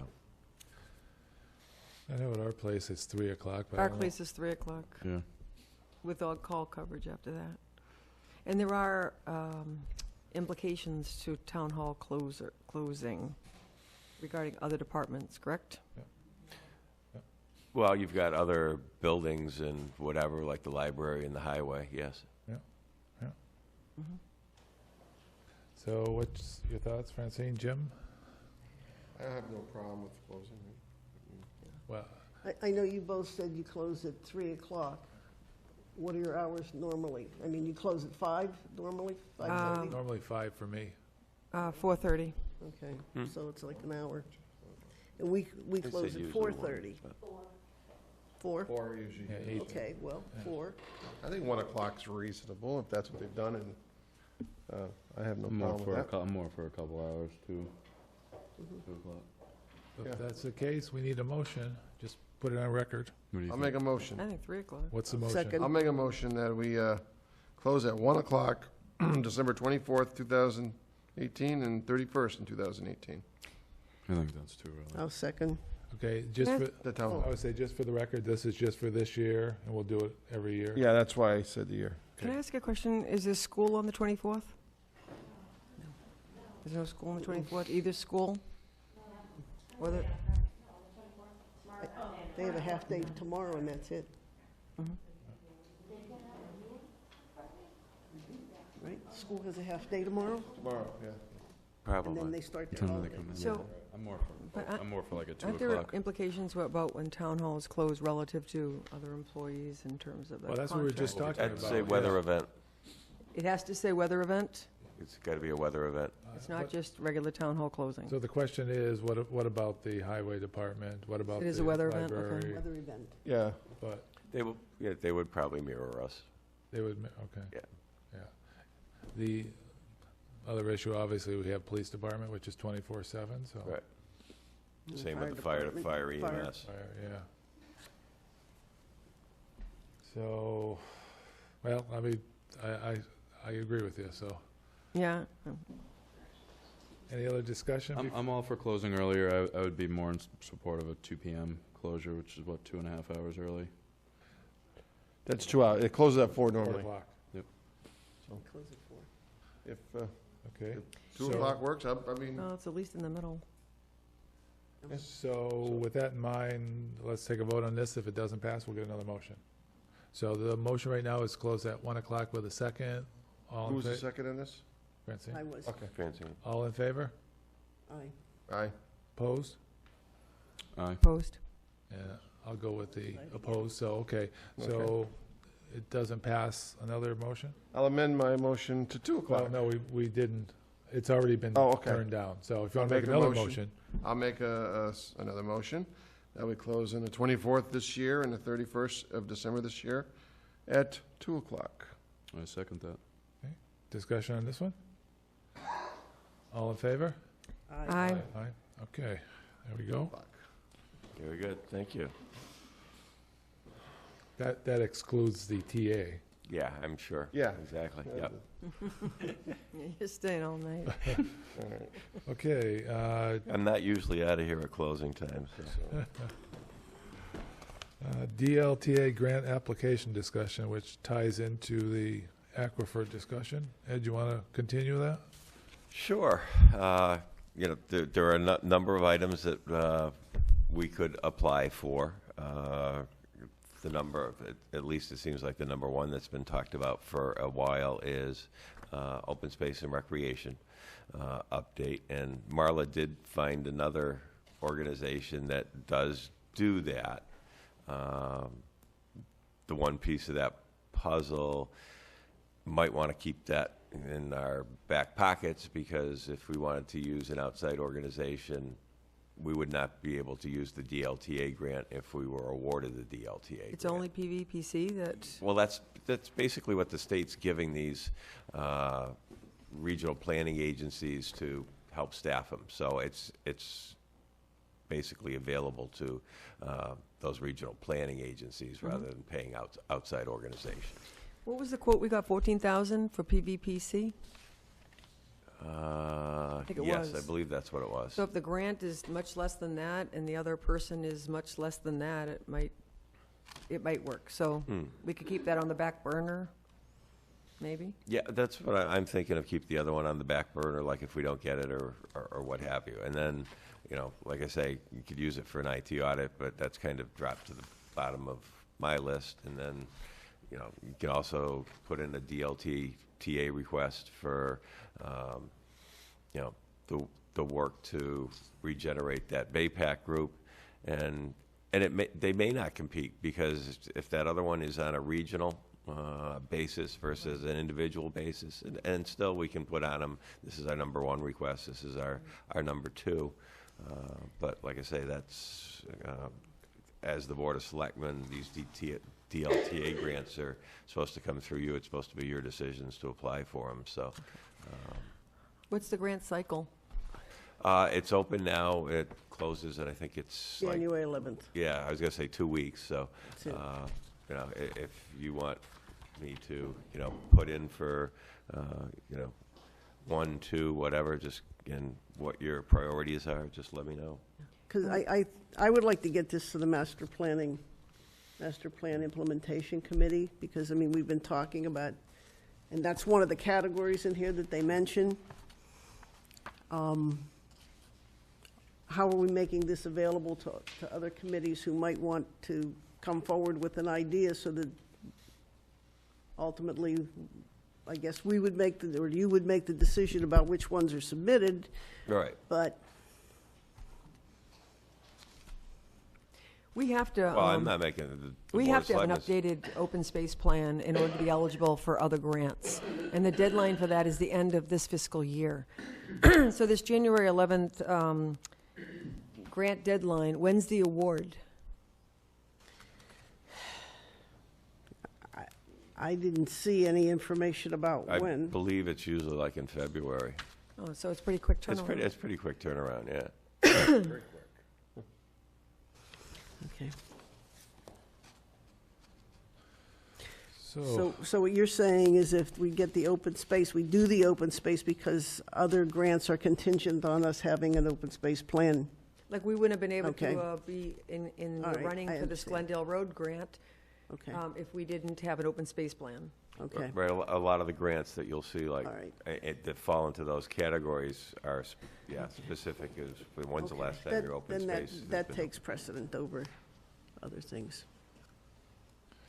But the regional water, I mean, it would be great to have it be regional. That's more in fitting to what she was just saying than to Southampton just to have it by itself. Oh, it makes perfect sense. No doubt about it. Okay. Can we do both then, like you suggested? If that's your direction, yeah. And I'll just put, priority 1 on open space, priority 2 on, the water aquifer group. And like I say, because one's regional and one's individual, they may not necessarily compete, so. well, let me ask you a question. By us designating them as 1 and 2, will they look at them differently? Like, oh, okay, number 1, that's what they want, that's what we're gonna give it. But if we put them both in without priorities, they may look at both of them and fund in both of them. Well, no, they might also say, wow, every other town has applied for this regional grant. This is a high demand. Yeah. Let's not do the other one. Yeah. Yeah. So what's your pleasure? Put them both on there, it sounds like. Yeah. And do we want to prioritize them, or do you want not? Is it a lengthy grant application, Ed? Is this a problem? Because the 11th of January is right around the corner. It's not a real, It's not bad. not super Okay. lengthy, no. I'll make a motion then to indicate that we're interested in both the open space plan update, and it's just an update, and also as priority and secondary would be the regional water protection. I'm not sure if I'm saying that right, the water protection priority. I understand. Yeah, Yeah. I'll second that. Okay, any more discussion on that? The reinvention of BayPAC All right. is Right, what I refer to basically. it as, yeah. And according to this, whatever project, if you win the award, it has to be completed by December 31st of 2019. Any more discussion? Not on that, I just wanted to mention, one of the other things she said was about having, convening, I mean, Ed, you have regular department head meetings, right? I mean, is there any opportunity to bring together the people that she had suggested I think we should vote on at any point? I mean, it's the same thing that we, same type of thing that we did with the stormwater Right. grant. So, yeah, we should be able to bring together the individuals or the groups that they are looking for. Okay. Okay, so let's get For a this few motion meetings. off the table. All in favor? Aye. Aye. Opposed? Okay. Who made the motion and who seconded? Second here, really. Okay, thank you. I mean, yeah. Okay, Southampton Greenway Bike Path Update. Well, this came up at the Conservation Commission meeting earlier. There was just a question about where things were at. There was a discussion about some history on that relative to grants. And there was just a question, and it hadn't been brought up at all about where things are at. So I thought I would just ask that it be on the agenda. And basically, you've got, I was finally, able to get confirmation that it did remain in the environmental bond bill. Okay. That the governor had not vetoed out that section. You've got the wording. I am somewhat concerned about the wording because where we're at right now is our next step is really we need funding to actually purchase the right-of-way. It'll probably cost about $360,000. I don't know if the wording in that environmental bill will allow us to do that or not, but I actually got this information through Representative Sybeck's office, and they recommended that once our new representative takes office that we contact them and ask them to lobby the governor to release that funding and probably specifically ask the question of, okay, can some of this funding be used to purchase the right-of-way? So you have that on your agenda for after the first of the year? Yes, I do. Great. Yeah, because right And now it'll it says, also help if some or all of the members of the select board will contact that representative also, but I will be the first to do that. I'll be happy to do that. Okay. I know, you know, So is there a particular, what's the earmark title? It's the environmental bond bill. If it's not on there, I will and I may not have put it on there. I think it's number 4583, but I will confirm that. And the account number or the line number it's on the second. Okay. Yeah, it's at the top of the first page. Our wording is on 2890 dash. Yeah, okay. exactly. Can you send us the contact information, and we'll all reach out? Sure. Okay, Absolutely. great. The, Okay, anything else on that? Any other necessary business? Yeah, but, excuse me, what if we can't get the language changed and it's limited to construction? Well, there's two pieces of the puzzle. If it's limited to construction, we're still We're still at a behind the eight ball. stymied. Yeah, Exactly, and the other piece of the puzzle is, just because this is in that bond bill does not necessarily, even if we could use some for construction, some for purchase, does not necessarily mean that the governor will actually agree to release that portion. So there's a couple of items that are there. But in the first, we might as well start down the road. Yep. Yep. Okay, any other necessary business that can't await the January 8th regular select board meeting? Anybody have anything? Nope. I've got one item, came out of the safety complex meeting earlier. Ed, would you mind contacting Don Humison? There's a $1 million grant for the design of the safety complex. And the understanding I got, it was approved as a line item on the fiscal 19 budget, and we need to know if it passed the House and the Senate.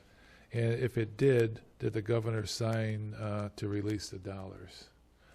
Okay, I thought that was actually a different bond bill rather than part of the budget, but I will see what I can find out on it. Yeah, supposedly there was a line item in the budget for this year, so if you can find out and Yeah, give us an I update? thought it was in the economic development bond bill, but, Okay, well, if that information was incorrect, but well, let us know. I know the general area it'll look, so Okay, I'll figure it out for you. yeah, because if we can get that and then the land donation goes through, we're well on our way to hiring a contractor for the safety complex. Can I ask, I wasn't sure if it was on this agenda or a previous one, but you had given us a list of potential articles for the warrant Yeah, for the town meeting in it's- February. It's on here. It's on Okay, here. so that's, on here. Yeah. okay, oh, I see it. Yeah, I figured I'd start building that. Okay, It's down here. Page 12 of the agenda. yep, Seems that way, huh? yeah. Yeah, okay, now on to signatures. personal change forms, PCFs. We have a PCF, Emergency Administrative Assistant to the Town Administrator, part-time, non-benefited, Judith Zadonis. We have another PCF, Emergency Temporary Van Driver, part-time, non-benefited, COA, David Beda. Third PCF, part-time, Catherine Workman, EMT, Fire/EMS Department.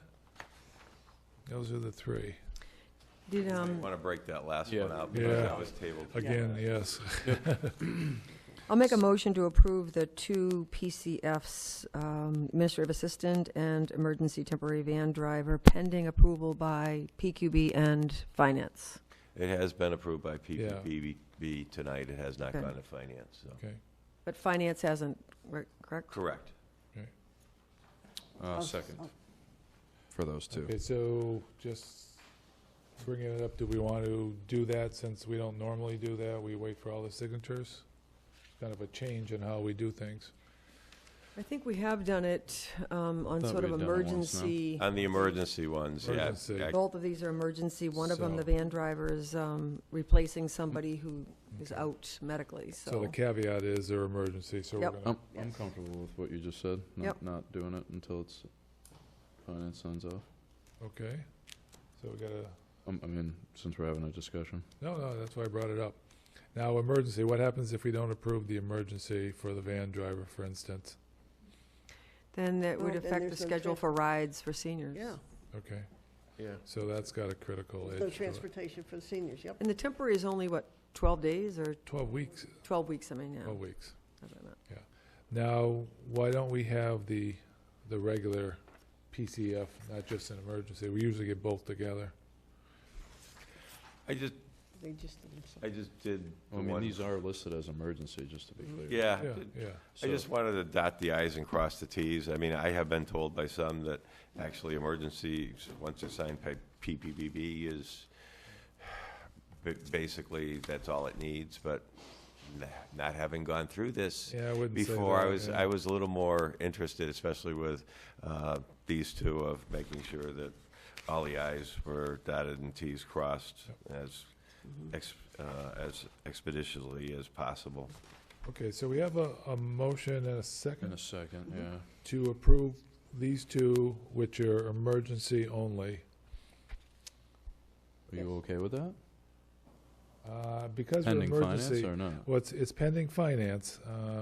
My worry is the COA temporary van driver, because if we put the seniors out without a van driver, it's gonna, I'm assuming they've had a Corey and it's within budget and all the other things, right?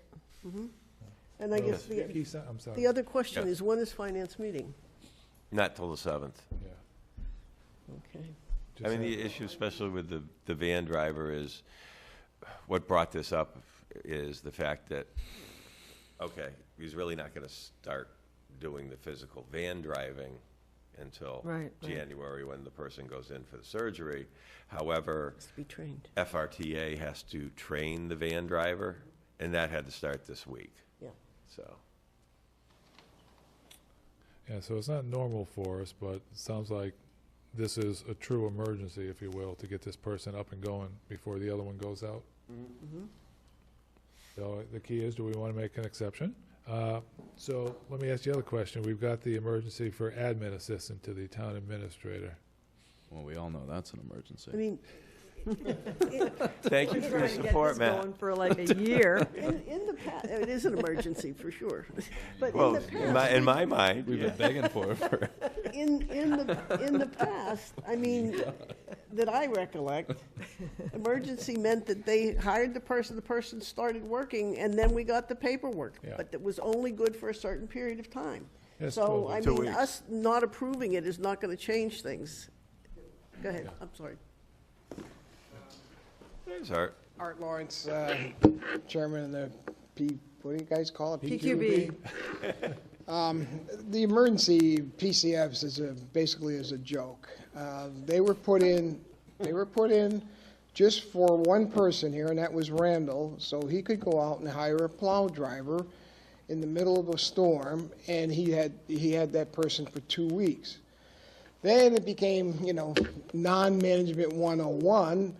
People don't plan and this and that, and then all of a sudden, I'm inundated by these stupid emergency ones. We don't like them, and we shouldn't have them, and I'm going to make a real push on this in the first of the year that we get rid of them, except for maybe Randall. You can't manage your department better than that. There's something wrong, and obviously there's something wrong. We're fully staffed in the fire department. I always get emergencies from there. Oh, we got to start our guy right away. Why? These are on-call people. There's plenty of them over there. Why do you need to start them right away? I get them from the police department. I get them from every department. I get them from the library. Huh? So we got to be careful, because once somebody starts working, you better have some type of paperwork. Even in the library, somebody gets their hand caught in the Xerox machine, the town is liable, right, if we don't have the paperwork. So we've been sort of accommodating people just so that we would have this, sort of a chain of evidence. But it's got to stop. Well, it really has to stop, and people have to wake up and plan their departments and plan their succession. Now, every once in a while, I heard this van driver, his surgery got pushed up. Okay, that may be an emergency, but they should be far and few between. Yeah. Sorry to rant, but it's been very, very controversial, and I just wanted to get the paperwork so, the person's covered by workman's comp. If they don't have the paperwork in, all bets are off. So are they good for 2 weeks or 12 weeks? They're good for 2 weeks, theoretically. Temporaries are good for 12 weeks, and that was, in case to just replace somebody that needed. And then we have to be careful there, because anything over 20 hours, you got to pay benefits. Right. Okay. So People 2 forget weeks. that, And you're going to address it in the... Yeah, I'm going to ask Ed to attend a department head meeting and just lay the law down. Sorry, we're not going to accept these anymore. Okay. And I've got a different idea on things too, and I talked to Art about it also, is that, and I have an idea what drove these emergency pieces. And in my mind, and I'm going to have the conversation with the Board of Selectmen, talked with Art about it, I hope to talk to the PPPB about it, is, in my mind, if you've got an approved position and it's in the budget and you have somebody leave and you're going to hire somebody, and there's no change of hours, there's no change of the rate of pay, what have you, there's no effect on the budget, I believe that should be, department head takes it, and you could start with me or whatever for my signature. It's got to go to accounting for a signature. That person then has to distribute it to the PPPB, Finance, and the Board of Selectmen. That's it. To me, the only thing that really the PPB should be dealing with is change of hours, change of rate of pay. You want to hire somebody that's got experience at above a step one or what have you, I think that's where, they should be dealing with that stuff. Or you want to create a new position or that But, type of thing. Ed, you got to be very careful, and it's called transparency. So when somebody's going to be looking for something, you better get it out there on the website, you better get it out in the paper, or whatever you need to do. So, just allowing a department head to, nilly-nilly something. Well, like I say, you've got a permanent town administrator now, so you might want to. But we have a bylaw. And I've got the HR duties. You might want to say, okay. Right, but we have a Basically, bylaw in place, and we have rules and regulations in place, Right. and they would have to change before It would- I some of know. the stuff you're talking about. Yeah, but Exactly. two things. I agree with you theoretically, but I can't think of too many times. I hire and people leave, and you're lucky if you get somebody in before somebody leaves. There's usually a drop off, so it's a real negative to any department to have gaps like that. So I get what you're saying. I also don't think that we should hold people hostage because we've had problems with our finance committee being able to meet regularly. Ray, I'm just, One thing that I'll say, that I want to just say, like, Art, and because I'm the liaison to PQB, like, you hustle. When you get these, we have a meeting immediately. Yeah. And so, Art does a great job of not being, the PQB is not the bottleneck here, and so to your point. But I think I'm in more support of having more eyes on these things than. I mean, the problem is we don't, you know, as I always say, we're a small little town, right? So we don't have an HR department. If we had an HR department, all this would go away. I mean, I always hated HR anyways when I worked, but we wouldn't have that problem. I mean, right? But we don't have the full-time HR, and, you know, we do the best we can. But a lot of it is planning. Yeah. And I'll be darned, and I don't see a hell of a lot of planning around here, to be honest with you. So it sounds like I'll there's shut some up. discussion in the new year, and if we have to change bylaws, if we decide that, we can do that. If not, we can, Yeah. we could, so.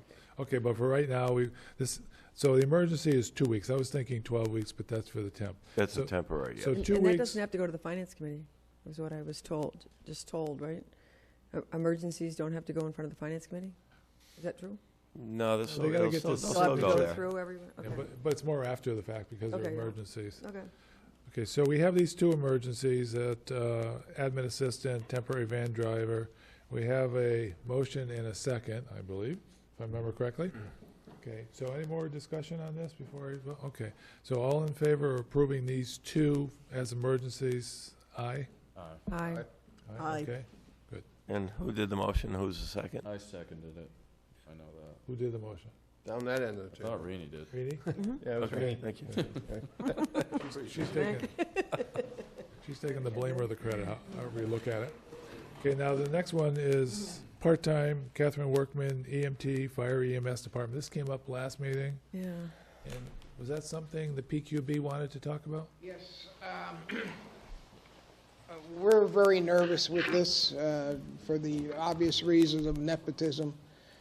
I know things have been signed and Ethics Commission, whatever documentation has been signed by you, but we as a board feel very uncomfortable here, and we've seen some court decisions and such where towns have been fined to up to $10,000 for issues like this.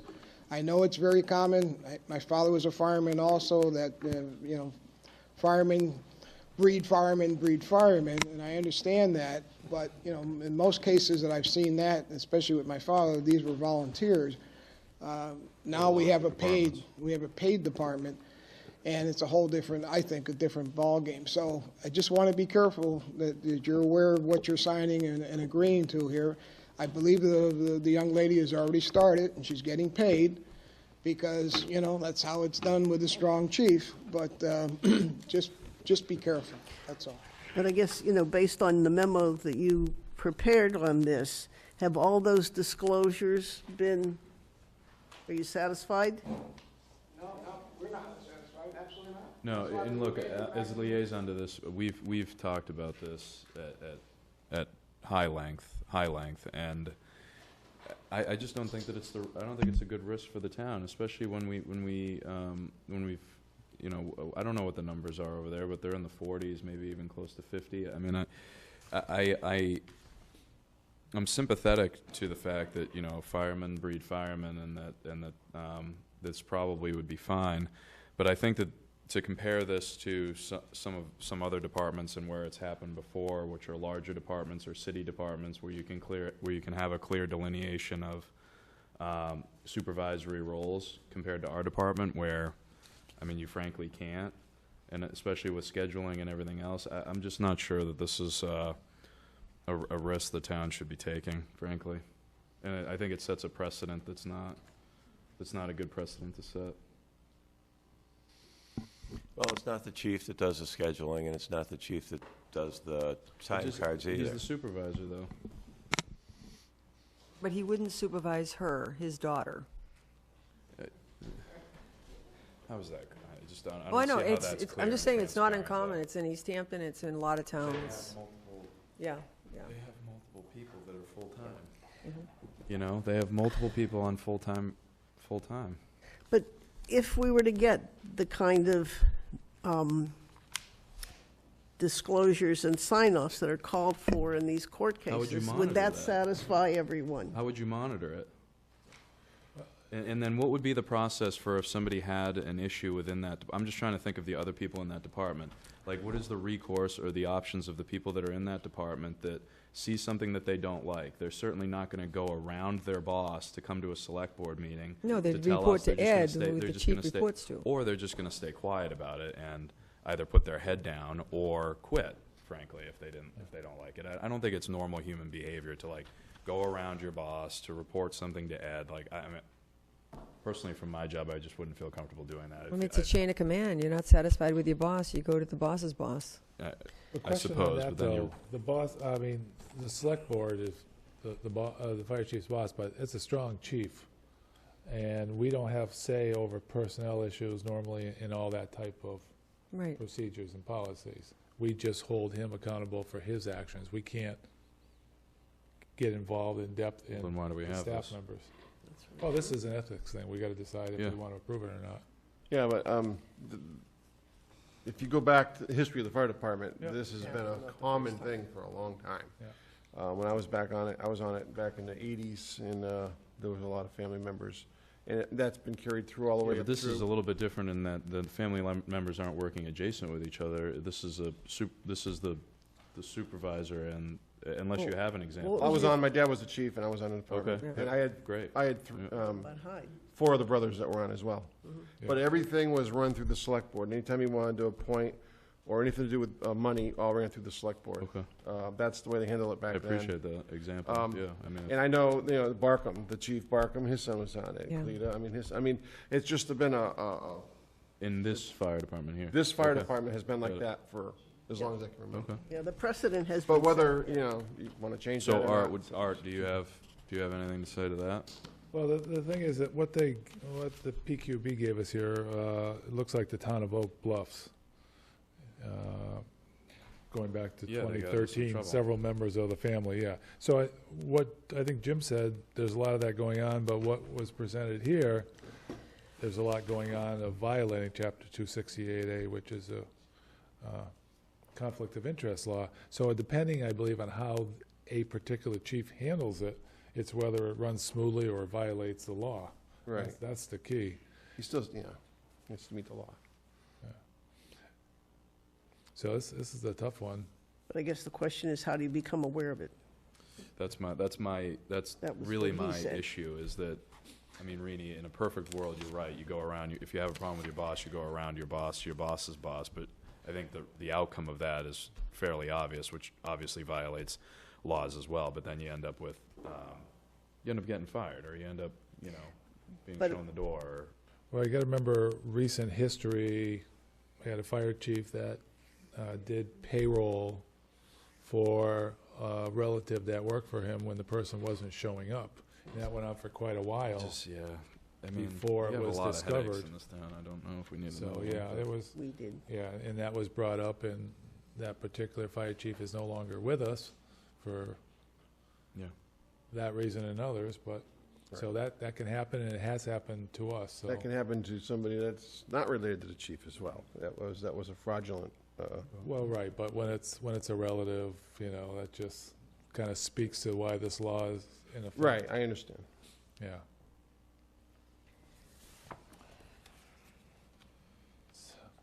Good memory here. We don't have a motion on the table to do No. anything yet. No, we don't at this Okay. point. So- Art, do you have anything else you want to say about this, based on what's come out of some of the meetings? No, that's pretty much all. So unless somebody wants to make a motion one way or the other, this is gonna Hanging Chad. stay. Right. It'll die here. Who's, if we approve this and there is a problem, it's the chief that has to follow the rules and regulations for raises or promotions or discipline. All of that's true, but then how do you find out about a problem? And Right. is finding out about a problem by getting served with a lawsuit, I guess, is the question. And I guess In the from- extreme case, yeah. And I, that's where, I'm just thinking of the worst case, which maybe Yeah. isn't necessarily fair. I understand. Do you I understand see that? exactly where you're coming from. Yeah. I want to say on the other side of the question that we're not looking at, if you have a chief who has a relative working for him or her, try to make it generic, even the perception of giving favors to that relative is gonna turn the department, It can change against the each whole other. culture of it. And we've had issues with the fire department that we don't want to revisit, let's face it. And we've got a fire department that's running smoothly now, everybody's working well. So will this, if you think you're doing a favor, will it really turn around and make it worse? Because of somebody saying they have a perception that it's favoritism. Yeah, and then they leave, and then we have a personnel problem, and we're not fully staffing our shifts because people don't want to work. And you're new on the board, but boy, we went through some rough times here a few years ago. Really? And the chief Yeah, I has wasn't on really it. righted the ship, so to speak, and it's running well. So I guess I'm going to say again, is there anybody that wants to make a motion either way on this? Okay, so I guess Well, it's- can we just move it to the next meeting? I just want to think about it a little longer. Don't kill it yet. Can we look at it at the 8th? if Just you one more want time? to make that motion, we'll see. And in the interim, talk about, getting the documentation that this memo calls for, so that at least you have the assurances and that there are consequences to not following this. Correct. I mean, yeah, I if they mean, put the so right that document. everybody knows, and then go from there. I'll make a motion that we table it until the 8th of January, and we make it, I'll second that. Okay, go ahead. Can we Is somebody- get an opinion from an audience member or not? You did a Or we- motion, are you doing discussion? We're doing discussion on the board, though, not, I can't. no, you It's up to you. can't join in. Okay, so we got a motion to continue this for another meeting, and I believe this is the second meeting we've had this, so. We've had it on for a while, I think. right, this is the second. But is she currently working right now? And being paid? well, So we keep putting it off and she keeps working and getting paid. Has anybody you brought watched? that Who I'm are you, sorry. young lady? Tammy Williams, 298 College Highway. I'm sorry. Okay, but thank you for bringing that up.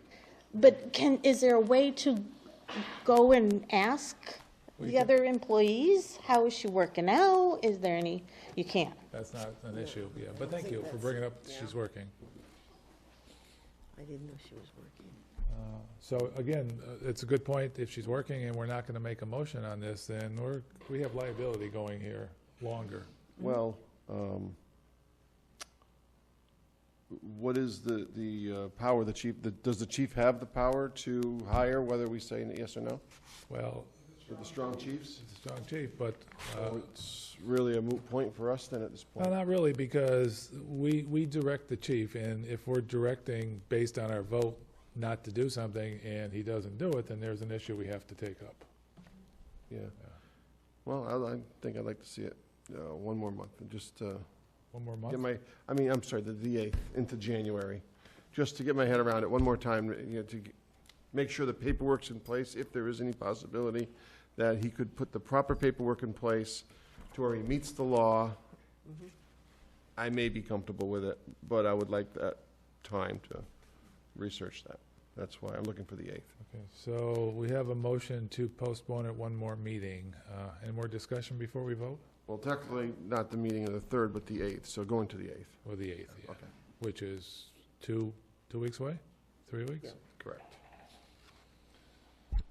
Okay, so all in favor? Aye. Aye. Aye. Opposed? I'm opposed because I want to, yeah. we have a staff member that is being paid and it's too big of a I'm going to liability change at this my, I point. am opposed. I think we should decide on this and stop kicking, I mean, Jim, I mean, do you have, I mean, Well, we already voted on it, so. 2 we've got- weeks, or roughly 2 weeks. We've got a 3-2 vote on it, so Wouldn't it matter. gets approved. So, continue the discussion.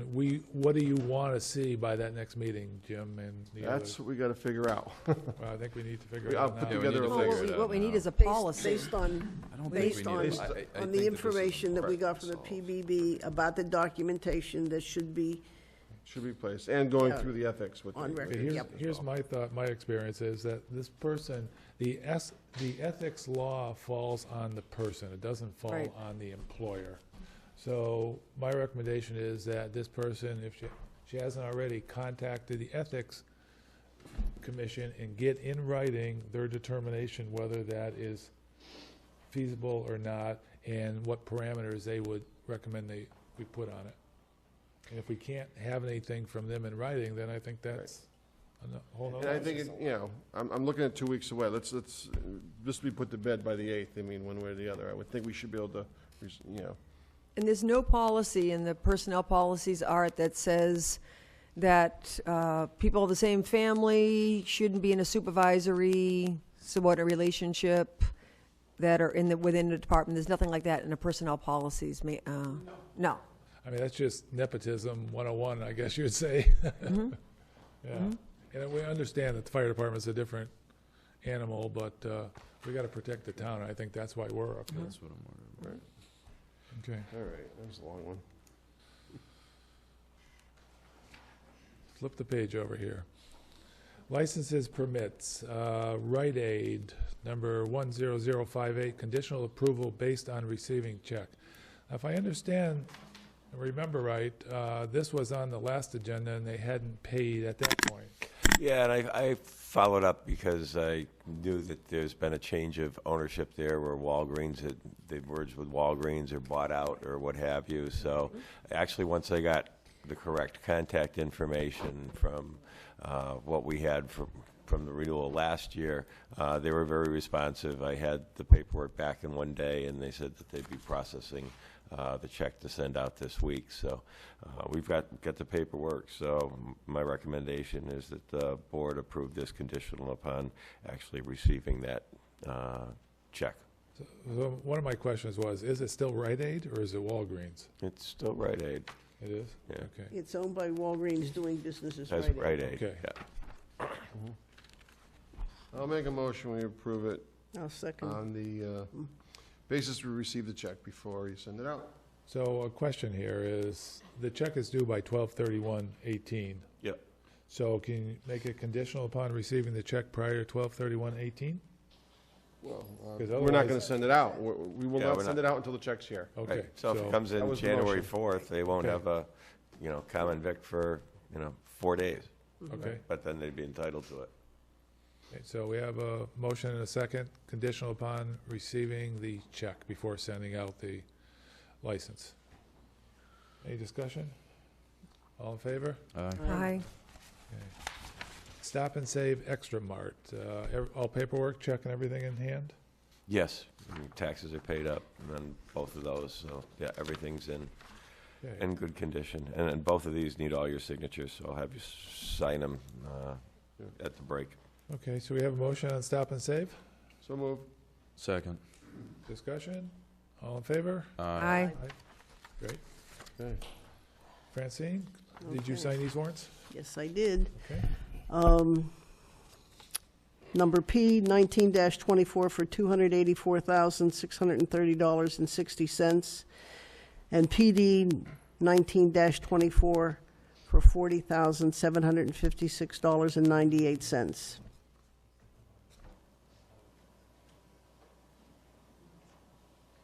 Okay, so those are two that are already signed, we don't need to have a motion on that? No other documents requiring signature? No minutes to approve? Calendar and announcements? January 3rd, just for the schools, and January 8th and 22nd.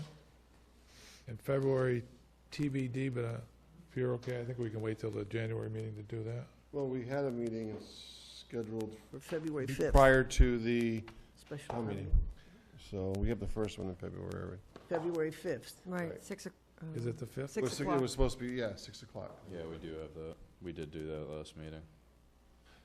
Just realized I don't have my phone and I feel naked. Can't check anything. Okay, February 5th, is that what you said? Yes. February 5th, 6 PM. And that would be, at the Norris. At the school. At Norris, yeah.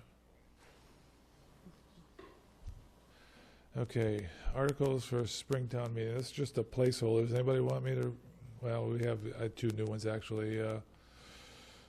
Marijuana medical zoning bylaw and marijuana adult use zoning bylaw. We have, do you want to talk about those, Ed? Or Jim, since you're on planning? Do you just want to keep Nora as a placeholder? We talked about Yeah, it last well, time. The planning board submitted them, so, are they in the town clerk's office yet for review? They are? So they're in the they're available in the town clerk's office, so you can review those. I highly recommend that if you're gonna go to the town meeting, you read this, it's pretty involved, and I think it's very important.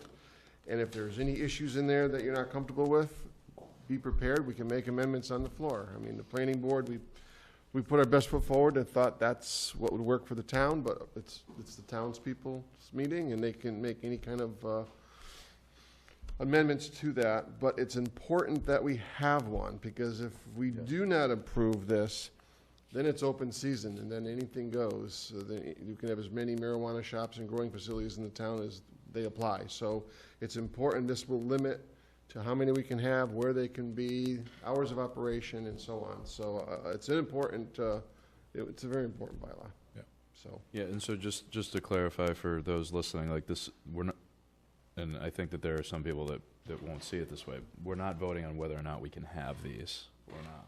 Correct. We're voting on the rules with which we're allowing them to be in town. Yeah, because, that's very because important to that ship understand. has already sailed, Yep. just to be clear. Yeah. Right. So we do want rules in town so that they don't just show up everywhere.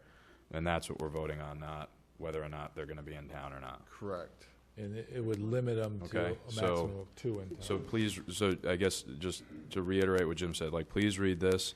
We can amend it on the floor, but what we can't amend, like, we can't prevent these from coming to town. We need to have rules in place so that we can control them.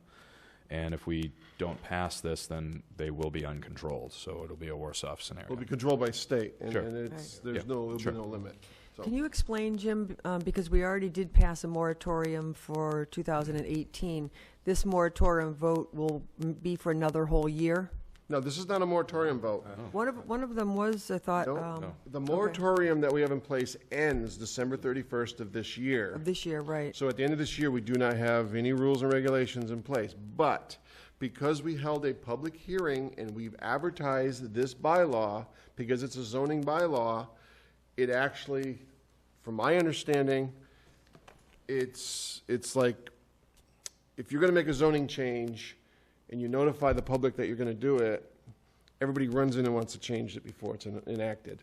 So there's a law in effect that once we advertise it and hold a public hearing, that bylaw will hold until the town meeting. If the town meeting votes no, then it's a different game. But if they vote yes, so we will not get a lot of applicants in January.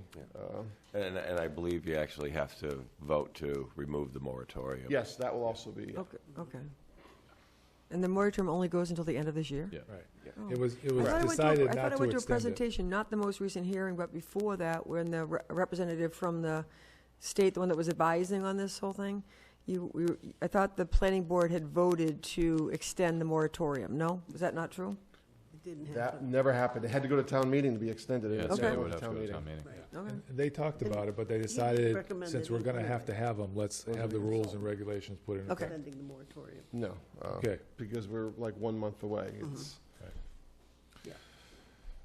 Okay, forest management article, that's a new one that was added, and that's just to see if the town will vote to allow proceeds using a revolving fund obtained by forest management of the town's conservation areas, using best management practices to be used in conservation-related expenditures for the town's conservation areas, or take any other action.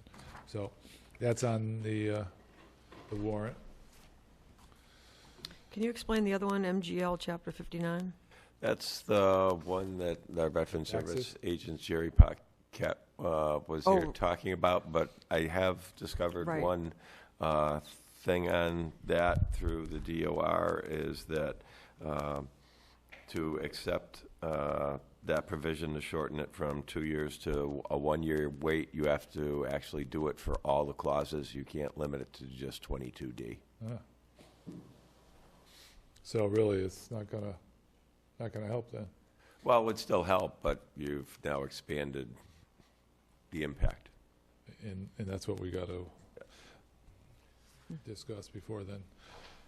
Okay, need a motion to pass the warrant, maybe on January 8th, just reading a note here. Okay, so we're going to put that on the January 8th? yeah. Well, what you want to do is actually pick a date to actually close the warrant. Is it 2 weeks before? Well, no, you want to, yeah, I mean, I'd say close it on the 8th. Give 2 weeks. Yeah, and then, like I say, your next meeting's on the 22nd. It's real tight for signing it because I think it's got to be posted on the 23rd, I think Lucy told me. So might want to have a special meeting before that to actually sign it. Okay. Set it up, we'll be there. So you need a motion to do that now? Close it? Yeah, we would. So I'll make a motion that we close it on January 8th, the warrants, the submission of warrants. Submission of warrants, yes. Right. Okay, I'll second it. Is there any discussion? January 8th sound okay? Gives people still a couple more weeks to submit articles for the warrant. And obviously, they can bring them up on the floor of the town meeting if they wanted to, outside of this. So all in favor? Aye. Opposed? Okay. And you just, I've got the East Street Bridge on there, and then, you know, Yeah. that would be, you know, if the board wanted to, and if you wanted to do this, it would also have to go through capital, is that if you wanted to put an article on to borrow 1.6 million for the balance to do the bridge.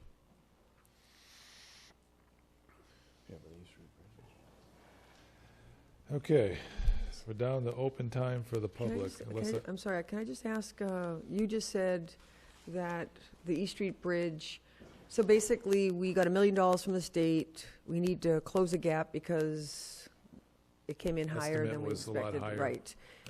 So you're talking about asking the voters of the town, as opposed to losing this $1 million by the end of the fiscal year, do they want to go ahead and fund this? But you mentioned the capital, so are you talking about?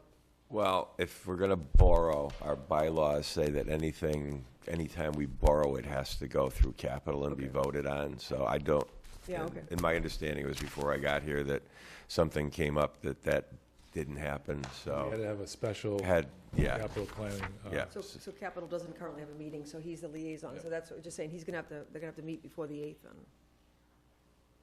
Discuss the East Street Bridge, fine. Do they have to meet before the 8th, Ed, to vote on that capital planning? Or is it just once we put it on the warrant, they have to meet before it goes to town? They'd have to meet before it goes to. Yeah, I think town that's what it meeting? is. Yeah, so, Okay. yeah. And we have to decide. Well, if we want to make a warrant, we could meet before the 8th and then make Yeah. a warrant, correct? Or you could do it from the An floor. article. Oh, An article. Yeah, the warrant's yeah, the total, Yeah, I yeah. got you, yeah. Okay. Okay. Okay, now open time for the public. I'm not going to read all this, but after last meeting, maybe I should. We're going to try to limit it to 5 minutes each. That's about covers it. Yeah, normal courtesy, of course, for everybody. So if you're anybody here for open time for the public, you can come up here, and if there's more than one, just line up behind. You were chosen the speaker, right, Tal? You want I to go guess through so. the rules? Well, I did say 5 minutes. 5 minutes, okay. Common courtesy, that's fine. Well, my name is Ralph Strakars, and I live on 57 Gilbert Road. My wife and I moved to Southampton in 2009 to begin the next chapter of our life, that being our retirement years together. Our house is one of 11 homes on our private way, and everything was going fine on our street until a gym was built at the end of our street and began its operation. Today we have strangers driving down our street on a daily basis using this business. We live on a private drive. Once a quiet, peaceful street, it now has issues that affect the quality of life on our private way. Maybe some of you on the select board have driven down the street. As you go down the street, you'll see on the left-hand side, protected land. And you'll see these signs periodically as you drive down the street, which is about a quarter mile. And on that protected land is a gym. From day one, the process of building this gym has been bizarre. First, as residents on our street, we were blindsided by our neighbor who said simply to us at one of our association meetings that he was simply going to build something on his property to increase his, he had a garage and he wanted a little bigger space. So we thought it would be adjacent to his house or right next to his house, or maybe at the end of his driveway. But instead, it was put across the street on the protected land, which serves as a buffer for the protection of the Manhattan River. How could this happen? Especially with our neighborhood being zoned for residential use. Yet, we have a gym. It's a small gym. Second, permission was granted by the town of Southampton for our neighbor to build a garage. A garage specifically for storage purposes, according to his building permit. This time, the town of Southampton was blindsided. It was always meant to be a gym right from day one, whenever he took out this building permit. So here we are. Two parties who are taken advantage of. The residents on our street and the town of Southampton. We ask the Select Board to please bring our neighborhood back to what it once was. A residential neighborhood with the quaintness and quality of life that one would expect to find living in Southampton.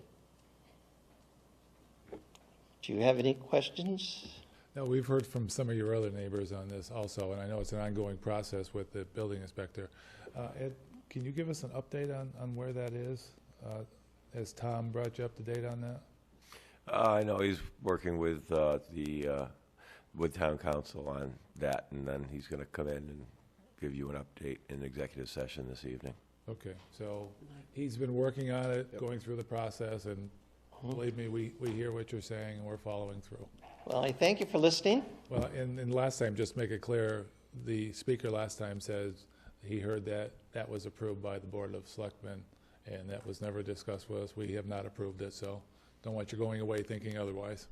We said last time, and we will say it again, we hear you loud and clear, and we support our building inspectors, the process of what's happened, which has been a cease and desist order. And now the process is unfolding, like our town administrator just said. So what you said was accurate relative to the fact that the Conservation Commission had approved it as a garage, and we are there with you as the process unfolds. Thank you. Sometimes it takes a little while, but sorry for that, but we'll get through it. Well, we thank you for your consideration. Well, thank you for coming here. Appreciate it.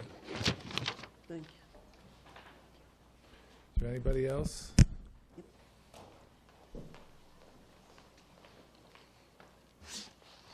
Tamara Lunas, 298 College Highway. I guess it's more of an asking.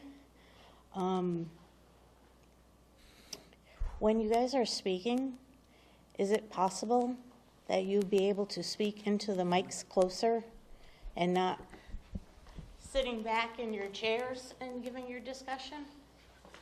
Because people at home cannot Like the hear you. physical Yeah.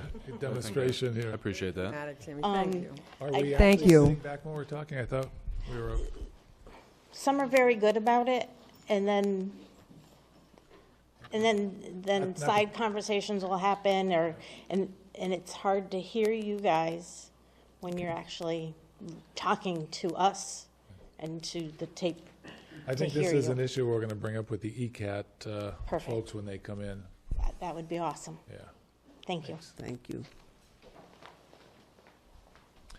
Anyone else? No? Okay, is there anything else we need to discuss before we go into executive session? Anything I missed? Wish everybody happy holidays. Yes, happy holidays. Yeah, happy holidays. Yeah.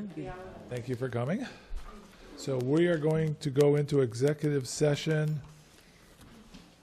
And actually, I believe that we will have to reconvene, won't we, on the interim police chief issue? Yeah, we may have to. Yeah. Yeah. Yeah. So we're going to adjourn to executive session, and we will reconvene in open session. And we're going in executive session, 6 sessions, Mass General Law, Chapter 38, Section 21A, number 3. For the first 5, that's to discuss strategy with respect to litigation, and if an open meeting may have a detrimental effect on the bargaining or litigating position of the public body, and the chair so declares. First one is on 71 Gilbert Road zoning enforcement. Second one is on the Local 98 International Union of Operating Engineers for the highway. Third is on the police officers, New England Benevolent Police Association. Fourth is on the dispatchers, New England Benevolent Police Association. Fifth is on the East Street Bridge. And then the last one is Mass General Law, Chapter 38, Section 21, Number 2, to conduct strategy sessions and preparations for negotiation with non-union personnel, or to conduct collective bargaining sessions or contract negotiations with non-unit personnel, interim police chief contract. So roll call, please, go into executive session. Let's make a motion first. Yes, we need a motion first. I'll make a motion. Second. Okay, roll call, please. Groden, aye. Roland, aye. Martin, aye. Tishman, aye. Labrie, aye. Okay, we're going executive session in 5 minutes. Thanks. So we'll be coming back out. Do we wanna?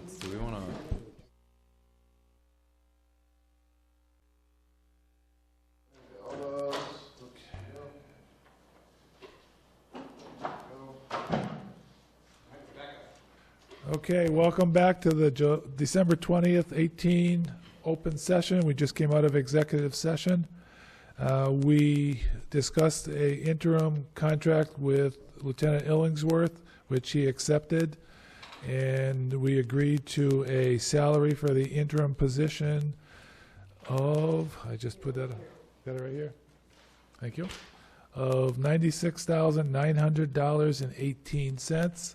So we have a contract with Lieutenant Ellingsworth starting December 31st.